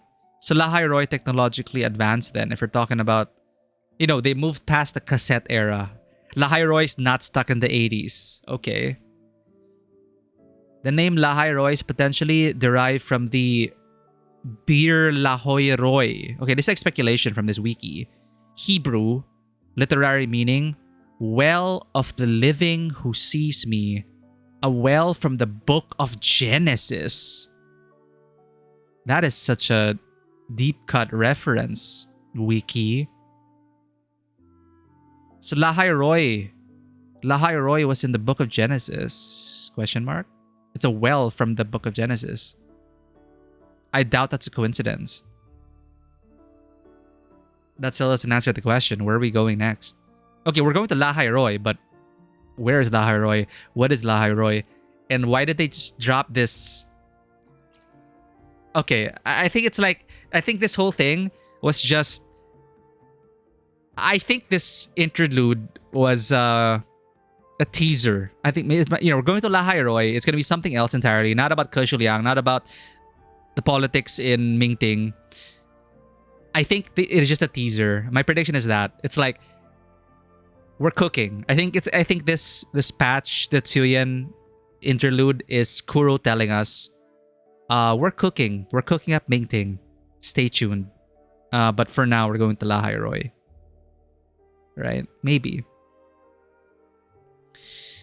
But yeah, that is a fun way to remind us of where they began. It feels like very much a teaser, but also a reminiscence of where we began, Huanglong. So, you know, a lot of us may have forgotten it or just like choose to ignore it because it wasn't that as good as Renacita. Personally, I didn't find it as good as Renacita. But it's a reminder that, hey, we're cooking up something for Huanglong. There's still 6 cities to explore. It's one of those things, right? It's like, okay, we're done with the major arc. We want to remind you that there is more to explore. So this is literally what that patch was. It's Qiuyuan saying, you just have to rove far. There's so much more of the world to see. And then, yeah, and it's literally, Rover was saying, oh, I've only just been to Tsincho. And it's the writers reaching out to us then. Then, well. There's Mingting, other cities, and Lahai Roy. So, yeah, it's like, where do we go from here? Because Renacita was such a high point for the series. And a lot's riding on this. But Qiuyuan, I find him interesting. I find his personal motivations as well.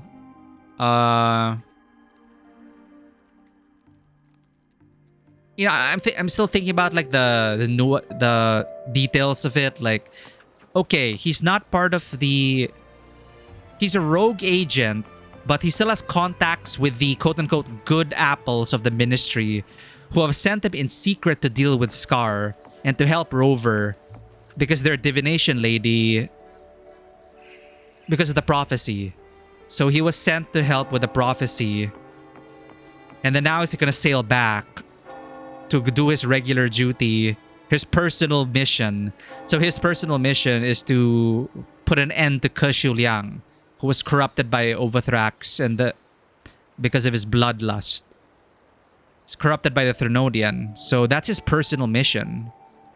So, surrounding all that is the Mingting political intrigue and, Huanglong intrigue. So that is pretty cool. I think it is an effective teaser. Consider me teased. Consider me teased. And thankfully, thanks to you guys giving us streamer luck, we're guaranteed. Because when we were pulling for Galbrena, we both won and lost our 50-50. But we won it first with Galbrena, and then we lost it to Lion Dancing Boy. So now we're guaranteed for Qiuyuan. Thankfully, we already have Zani and her weapon. Zani is basically Italian Batman. I also appreciated her. I liked her character story. It didn't have to be like world-shattering proportions. Characters like Zani can still exist. Was fighting crime on the streets, organized crime before the Order and Rover came along. Zani was Italian Batman. Literally Italian Batman. But then she has since kind of retired and is now helping Carlotta Montelli. But that was her character story. When they still had separate character stories, not character stories integrated into the main quest. I still don't know how to feel about that. It is definitely a decision that Kuro made, because for people invested in the main story, now they have a way of like, we need you to know about this character moving forward. Because I've seen some content creators who just did the main story, but they didn't really have context as to who certain characters were because they didn't do the companion quests, because the companion quests are optional. So now I guess it's Kuro trying to be a bit more, trying to cover their bases, or they're trying to tell the story they want in the way they want. Like, let's say like, oh, the next arc you need to know about Qiuyuan and Qiuyuan and Xian. So we're reminding you of them, and you need to know about this character because you lose a lot of context. But Zani was still during the era of separate companion stories. I think Curse was totally optional, and it was an optional story. You didn't really need to know who Zani was, but it was just nice to engage with the... I do like the companion stories, and we did stream the companion stories, so we're committed to that. The last thing we did before we took a break from streaming this was Qiuyuan. And back then, I wasn't very happy with the direction of the main story, so I didn't stream. And then I played Renacita Part 1 off stream, still hoping the game would get good, and then that just floored me. It just hit all the right notes, and I was so stunned and amazed by Renacita Part 1 that it got me back into streaming Wuthering Waves, this main story. And it's been hit after hit after hit after hit since then. And yeah, of course, it wasn't all perfect. There were some issues I had along the way, but Renacita has been such an awesome journey, and this as a teaser, it hits just right. It's like, we're still in the game, and there's still so much to explore. And now we're gonna pull for Qiuyuan.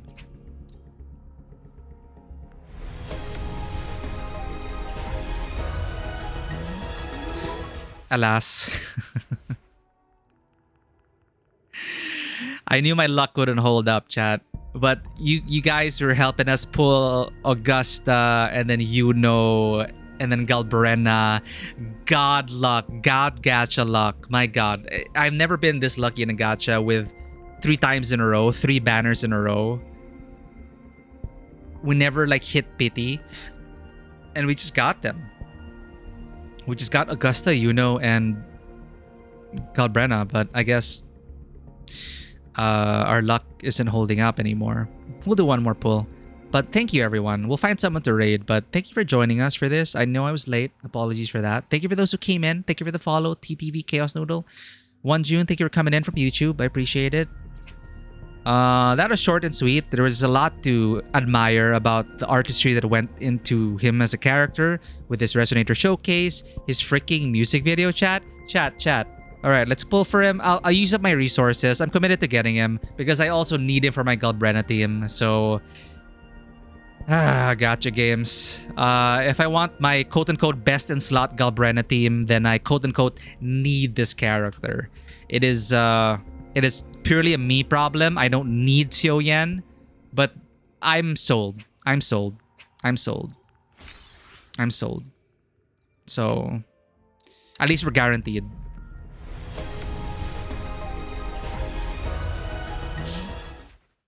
Lumi.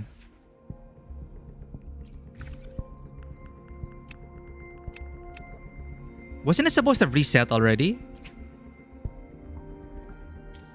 Or did I buy it? I think I already bought. Wait, 16 days? Oh, it resets in the middle of the month? 16 days? Ah, okay. So, because refreshing my other gacha games, the effectively free pulls every month. So for Wuwa, it's like every middle of the month. Okay.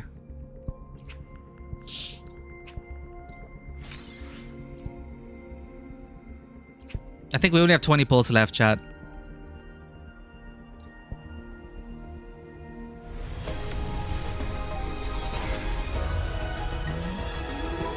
Chat! How? 40 pulls? Name the target. I'll take care of the rest.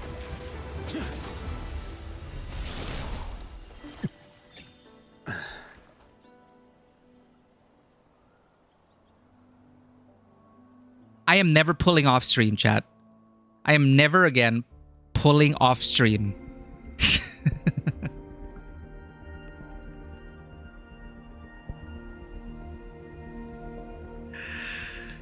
Dude, we didn't have enough pulls to get to pity. We didn't even need to hit pity.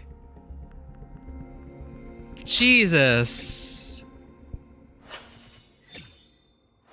Okay, now I'm asking for too much. Did we get another... Did we lose 50-50 again? Like, is this going to be another 2 gold pull? I doubt it. But it's fitting. Renacita's done. This is the transitionary period. You guys helped us get 4 characters in a row, chat. We won our 50-50 4 times in a row. Well, technically this is guaranteed, but we won and lost in 110 pool. But God luck. My God, godly luck, chat. Thank you so much for being here. Yeah, it is too much to ask for. I was hoping, oh, maybe we'll lose 50-50 again in the same pool. But damn. Okay. Well, I mean, our resources are drained because we've been pulling every character. But now it's like, again, I'm so grateful that weapons are 100. Weapons are guaranteed. So I just have to work for these pulls. Still got 16 days to go for it. But hell yeah. Hell yeah. Let me be there for everyone as we head toward our shared... Hell yeah. I love these, by the way. These character... The way... Like, it's not just a 2D image. When you pull for a character, Wuwa does so well with these.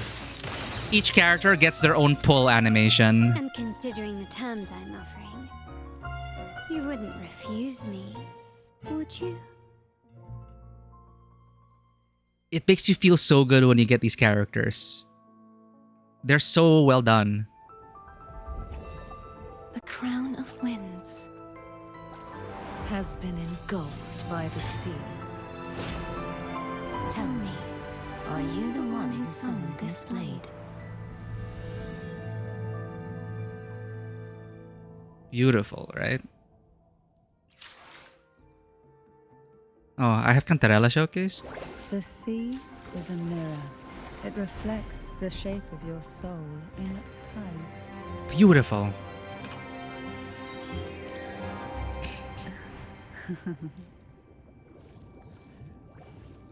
I swear I play Wuwa for the plot, chat.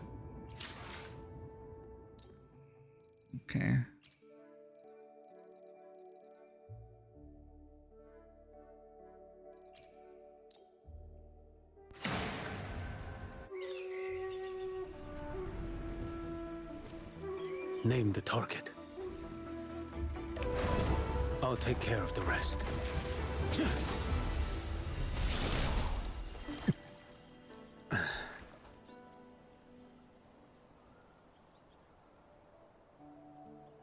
We got him. GG, chat. Thank you for being here. Where do we go from here? I don't know. Honestly. Like you say, oh, I'm going to start Ghost of Yote. But then I'm starting to feel like, but Ghost of Yote is going to be so long. And we haven't even played, like, by the time we get to Death Stranding 2 and Ghost of Yote, I swear to God, there's going to be a Death Stranding 2 director's cut and a Ghost of Yote director's cut. Like, at this rate, chat, I don't know anymore. But obviously, we're going to be jumping into Wuthering Waves still. I'm still committed to playing the main story. I still think it's worth streaming and sharing it with you all.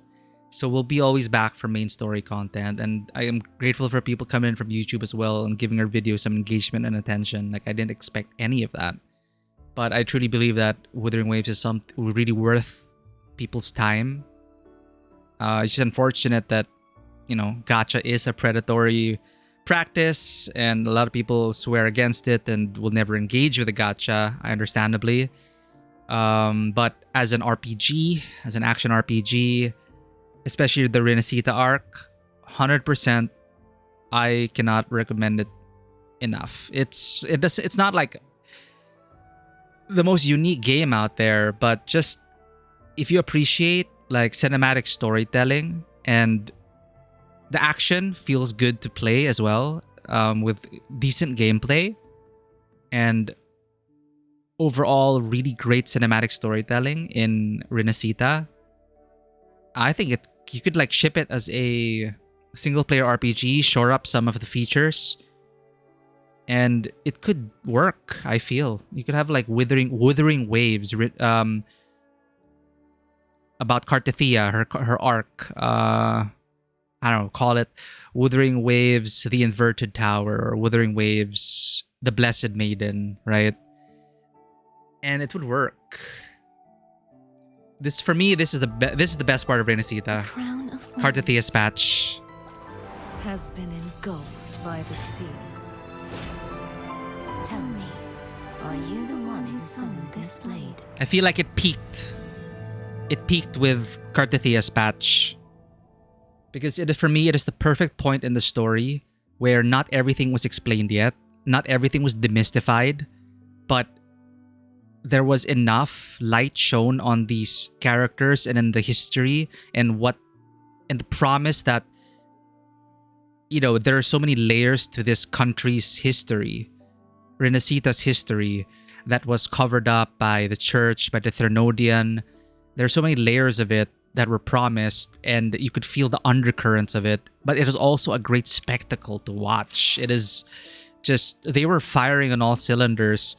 Like, understandably, like, I keep Carlotta here because she's one of my favorite characters, and Jennifer English, right? Shadowheart from Baldur's Gate 3. And but considering the terms I'm offering, you wouldn't refuse me. Her Resonator showcase already sold me on her character. And then when I heard it was Jennifer English, doubled down on her. But yeah, they had to like introduce a new region. They had to kind of earn back the trust of the fan base who bounced off the finale of Huanglong.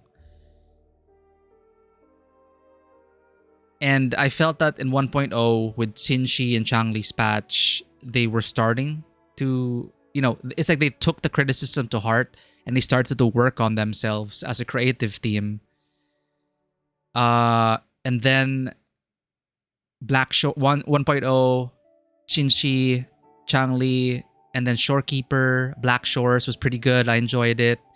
And then Renacita, they were firing on all cylinders and they're so amazing, chat. Fisobi, welcome in. We're actually wrapping up soon. We finished the story. And we pulled for Qiuyuan. Thank you for letting me drain your luck, chat. Name the target. Nah, may your pulls be blessed to my fellow gacha enjoyers. But we got Qiuyuan. But welcome in, Fisobi. We're just talking about how much I enjoy this arc. And this is as a teaser. Like Qiuyuan as a teaser arc was like, I want to go back to Huanglong now. I want to go to Mingting right now. I want to go to Mingting right now. I want to hunt down Qiuyuan, and I want to meet the Grand Marshal, and I want to meet Tian again, and have the Huanglong cast appear again with Kuro's team at this stage in their development.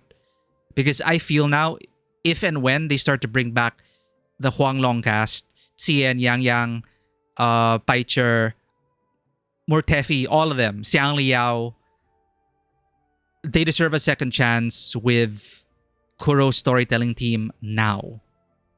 But then we're going to Alahai Roy. This is such a major tease to Ian's whole arc.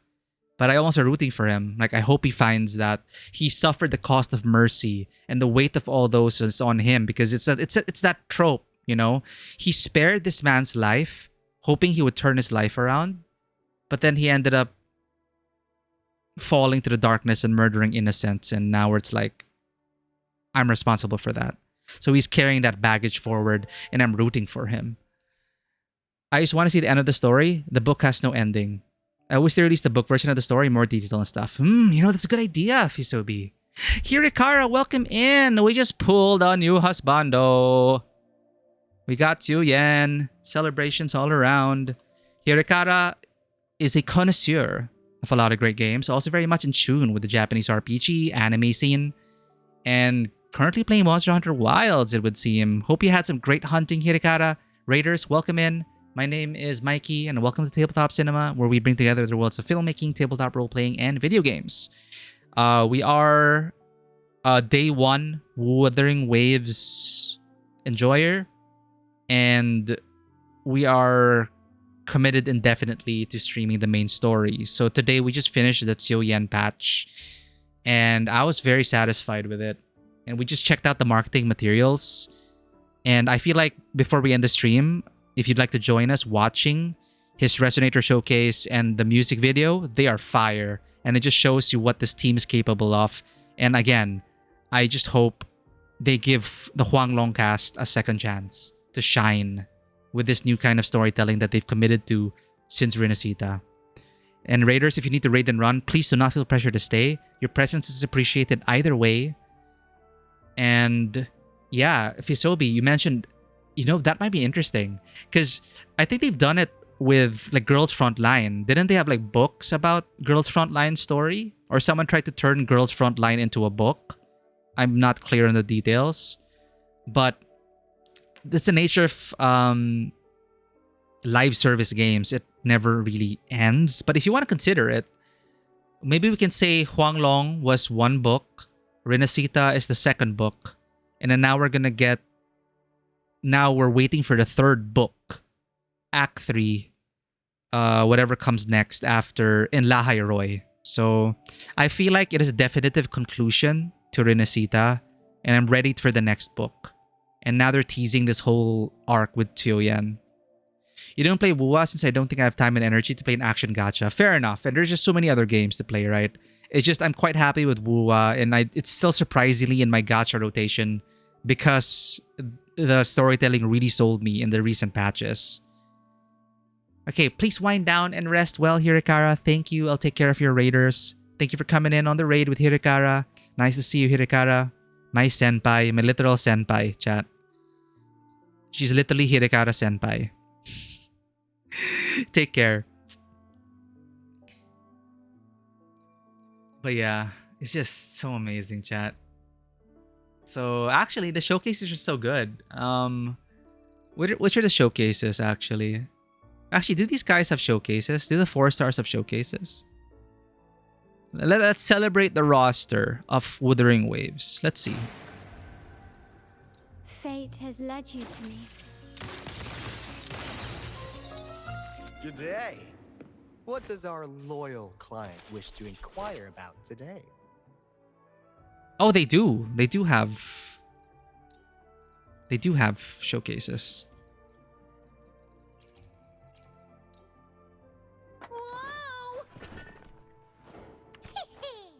Wanna catch me, huh, you thieves? I don't know, man. Again, these are the earlier characters, so and these are 4 stars, so you don't expect the same treatment as a 5-star, unfortunately. Whether you need help with working out or We never met this guy. maintaining your health, feel free to come by my gym. We never welcome all visitors. To this day, I have no idea where his gym is, and I have no idea who this guy is. But he just shows up in the finale in the supposed Avengers moment in Huanglong, which fell flat because we didn't know half of the cast. So they corrected that mistake here in the Renacita arc.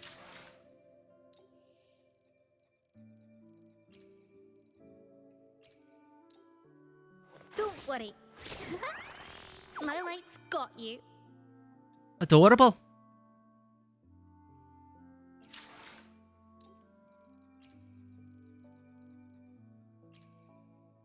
Thanks to this guy, we got guarantee for Qiuyuan. Ling Yang. Opening greeting. Foul spirits be gone. All safe and sound. So we got... Oh, right, because he's a 5-star, so it's a bit more... There are a bit more effects for him. Actually, let's just go 3x3.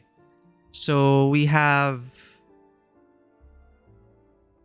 Encore, Calculator, Yang Yang. Tataru. Make some room. I wanna look, see? Oh, Black Shore's member, Encore reporting. Voiced by FF14 Tataru. I'll handle your commission. Alone. Totally not Sephiroth. The streams have guided me to you. I have a feeling we'll be companions for many moons to come. Okay, that's kind of sad hearing it now. They just forget about her in... after Huanglong. She was your... archetypical... first gacha girl. She's the face of the app icon. She's the app icon. You know, she's supposed to be the Lucia...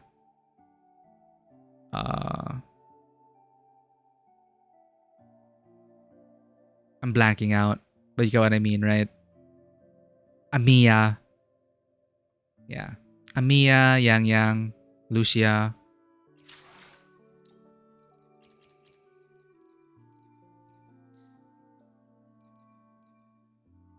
Why are they... Oh, it's arranged by level?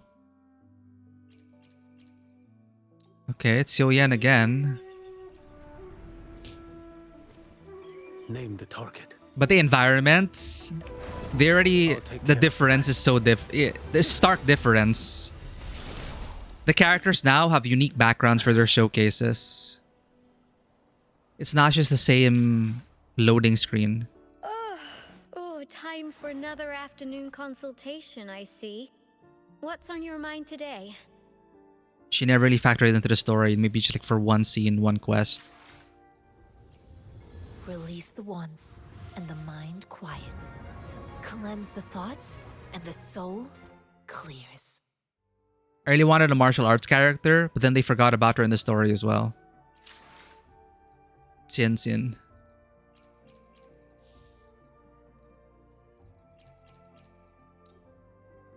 Shissa, ally of justice at your service. Are you the one in need of a hero? This made me really wonder where they were going with the voice direction in Act 1. Ranger Donjing.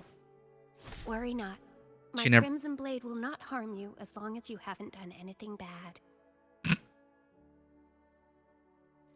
Anyway, for people who are familiar with Wuwa, people like solo endgame content with her. It's insane. And there's like art about her, like because her ability literally drains her life force to make her stronger. It's a delicate balance between your consuming your HP, maintaining that strength, and then earning it back. So a lot of people solo content with Danshin. I bow to them. They are amazing. But we never see her in the story and she never factors in. Yet another character that we never see in I am Baizhi, a researcher at the Huashu Academy. Let me witness where this encounter will take us. They actually didn't animate anything else for her except for that look. Unfortunate. Baicher was supposed to be part of our gacha friend group. You know, the first team you get for free. In that they usually are like, archetypically, they're like your NPC friends that stick with you throughout the journey and grow with you. But then they were just all tossed by the wayside at some point. Chixia, Baicher, Yang Yang.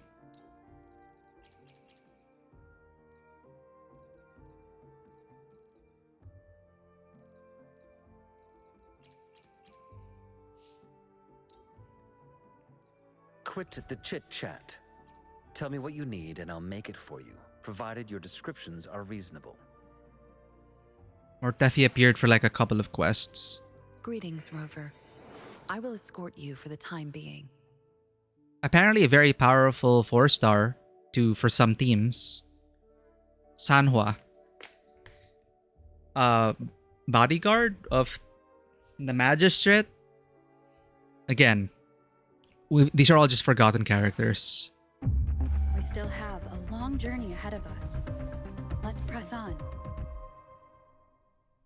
Interesting. I don't think I've ever seen that. That's us. Rover. Who else do we have? Speaking of Qiuyuan in the story. This flower is for you. I hope it makes you happy. It is interesting to see her earlier designs. Totally different from the Verena now. But like in closed beta tests and stuff, Verena looked more sci-fi, mundane sci-fi, cyberpunkish attire. Like totally not this. So this is like an entirely different direction that they went with, and I think it paid off. I prefer this version of Verena than the one in the closed tests.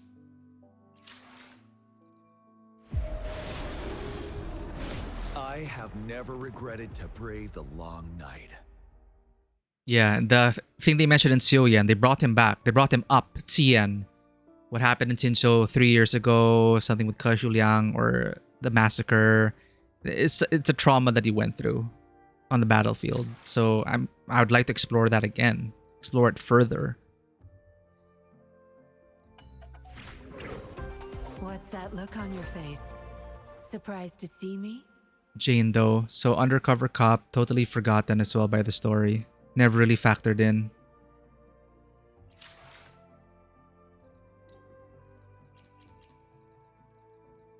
As you can see, there's already a pattern with the Huanglong cast. Then, they start to get better at storytelling with these characters. As the Sentinel foretold, you and I were meant to cross paths.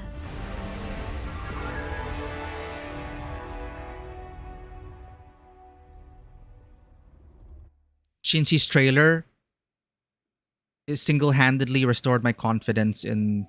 Well, it gave me enough motivation to try the game again and not drop it. Eons of time on this vast land, all encapsulated in a humble game. I am fortunate to have you as my opponent. Makema Eyes. I think she's released around the same time as Chainsaw Man Season 1.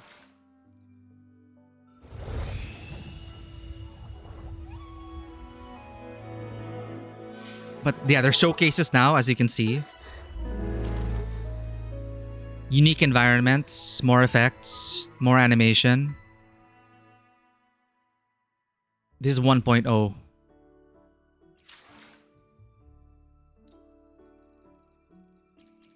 And the quality just improves from there. Xiang Liao for the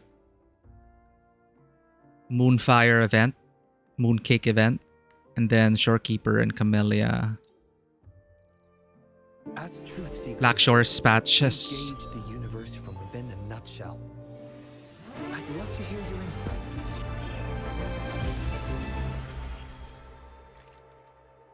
He was given for free.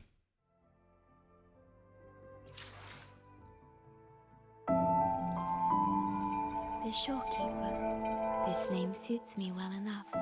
It aligns with my purpose and drive. They only exist because of you.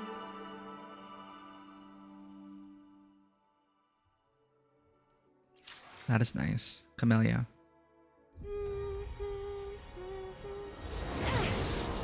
Oh! I'm looking forward to our game. I know a lot of people love Camellia. I just don't personally get it myself.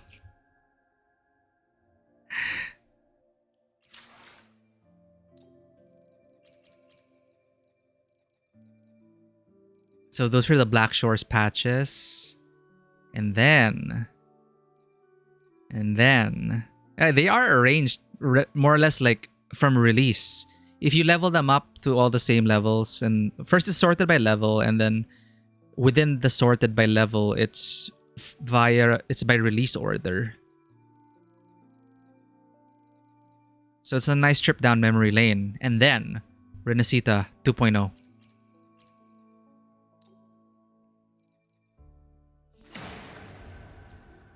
Fate has led you to me.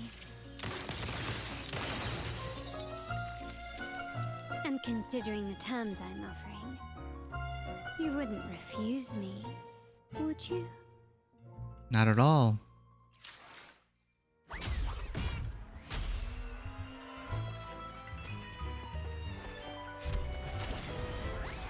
All the world's a stage, and we are mere players. I like the full stroop. Card captor Phoebe. Oh.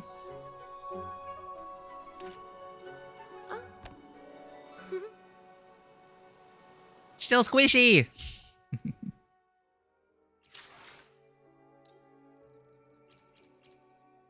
Yeah, that is a good patch. And then, for me, honestly, the peak. We'll get to that. So, first, wait, we had Brandt, Cantarella, Zani.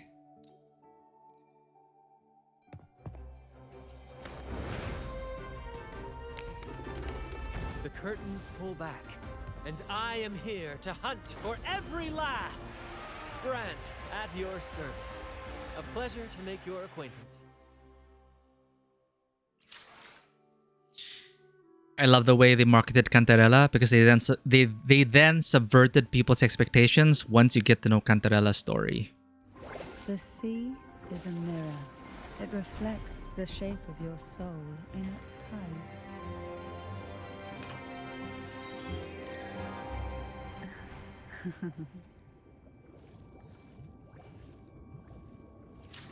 You'll get it. Relatable Zani.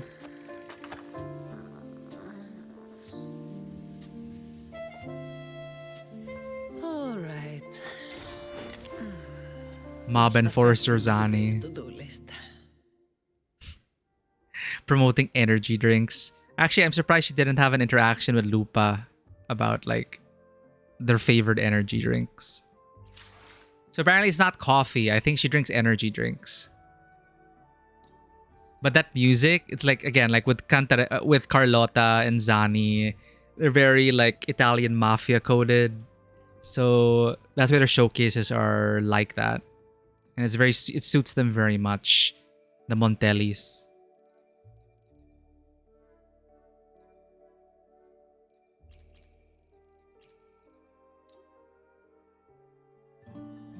Then we had a transitionary period with Chacona. Very side story-esque, but I enjoyed Chacona and I pulled for her because she's voiced by Twinkling star just tinkled to the ground. the same actor as Alfira from Baldur's Gate 3, who I believe deserved better. So it is my way of like bringing Alfira forward into my gaming experiences. Then for me, the absolute peak of Renacita, the Inverted Tower arc.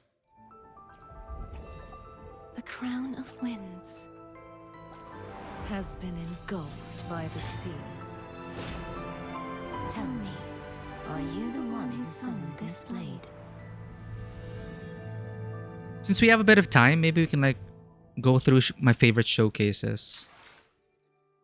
Let me know also what your favorite showcases were. Which are your favorite characters? Lupa was fun. I still don't know what she's wearing, but she's fun. Look at that. Look at that smug. That smirk. That smugness. Jesus. I feel like Lupa's the only one with this expression among the cast so far. Like, I don't really understand what she's wearing. It's... I don't know if it's like too simple in my opinion, but also a bit... I don't know. It's a bodysuit. Okay, gladiator, sure. But she's cool. I love her expressions. And the way she plays, very Final Fantasy Dragoon with like jumping and teleporting with her polearm.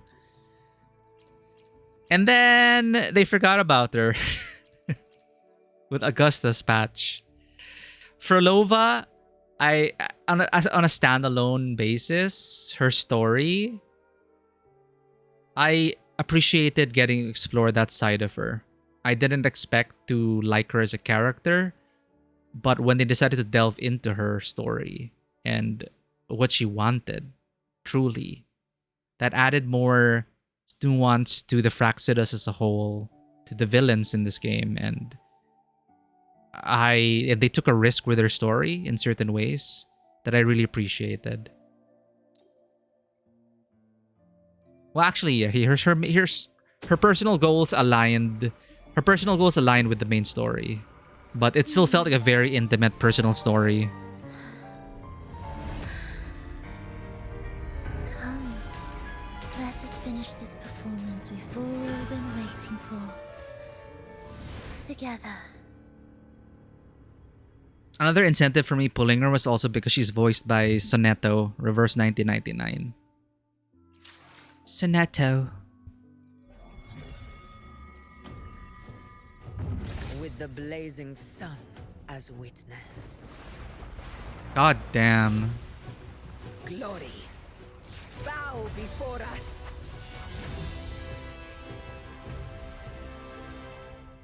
Wow, I didn't even remember that. That is badass though. Alright, for feet enjoyers out there. Beyond myself. Beyond every written start and end of the story. Till we rewrite our fate. Wow! They didn't actually include her feet. Or they didn't actually focus on her feet in her showcase. That is so surprising. I like her colors.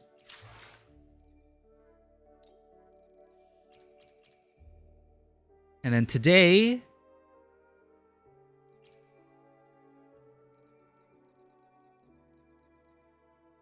Galbrena and Qiuyuan.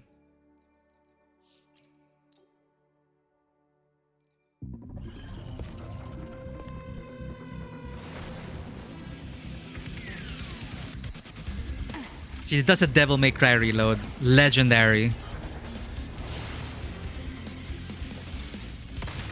Who's my next prey? Was it Nero who reloaded his revolver? Like, I don't remember, but one of the Devil May Cry protagonists basically has a revolver, and in the air, he tosses the bullets in the air, like loose bullets, like a revolver, like single loading the bullets, right? But here, he tosses the 6 bullets into the air, all loose, and then he just twirls around, swipes the revolver with the cylinder open, and then all the bullets magically fall into the cylinder. It is so absolutely over the top, but it is so fun. So Galbrena does that in her showcase with a shotgun shell here. Pack.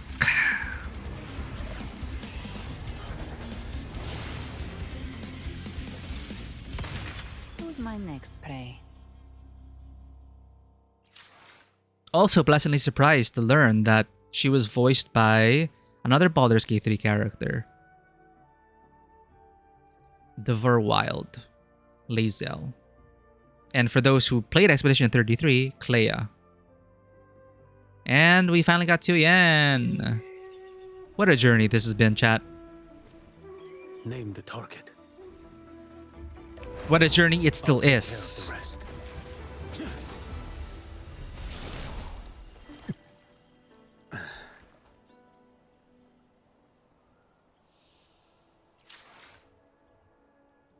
Alright, I'll see you all in the next stream for the next game. I'm gonna have to decide what to play, chat. Honestly. Alright. Who do you raid? Who do you raid? Lara's playing Trails in the Sky. Jackbox Party. Hades. Is anyone else playing Wuthering Waves on my list? Should we raid someone new? Playing Wuthering Waves? Woo-wah? Share our luck with them? Maybe? Let's check. Let's go shout out some people. Let's find fellow rovers.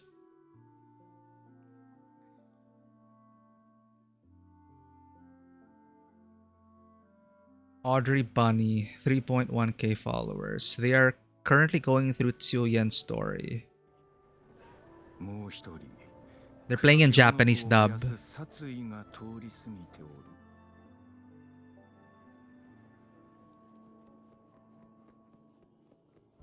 What other games do they play?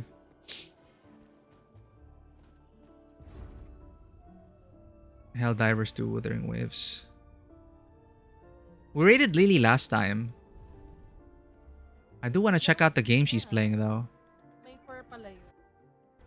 Wait! Excuse me? She's Filipino? Lol, okay. Okay, let's make a new Filipino friend, chat. It looks comfy, diba?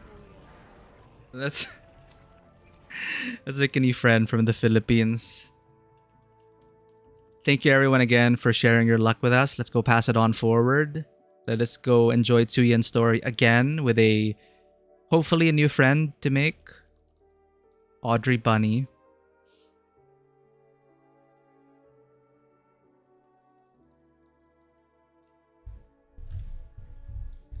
Thank you for the raiders who came in with Hirikara. Thank you for the people who came in from YouTube. Thank you for the new friends we made.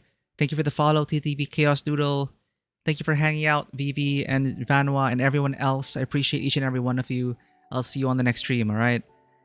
And with that, as always, welcome to the table. Have a great day, and I will see you all on the next adventure. Bye-bye.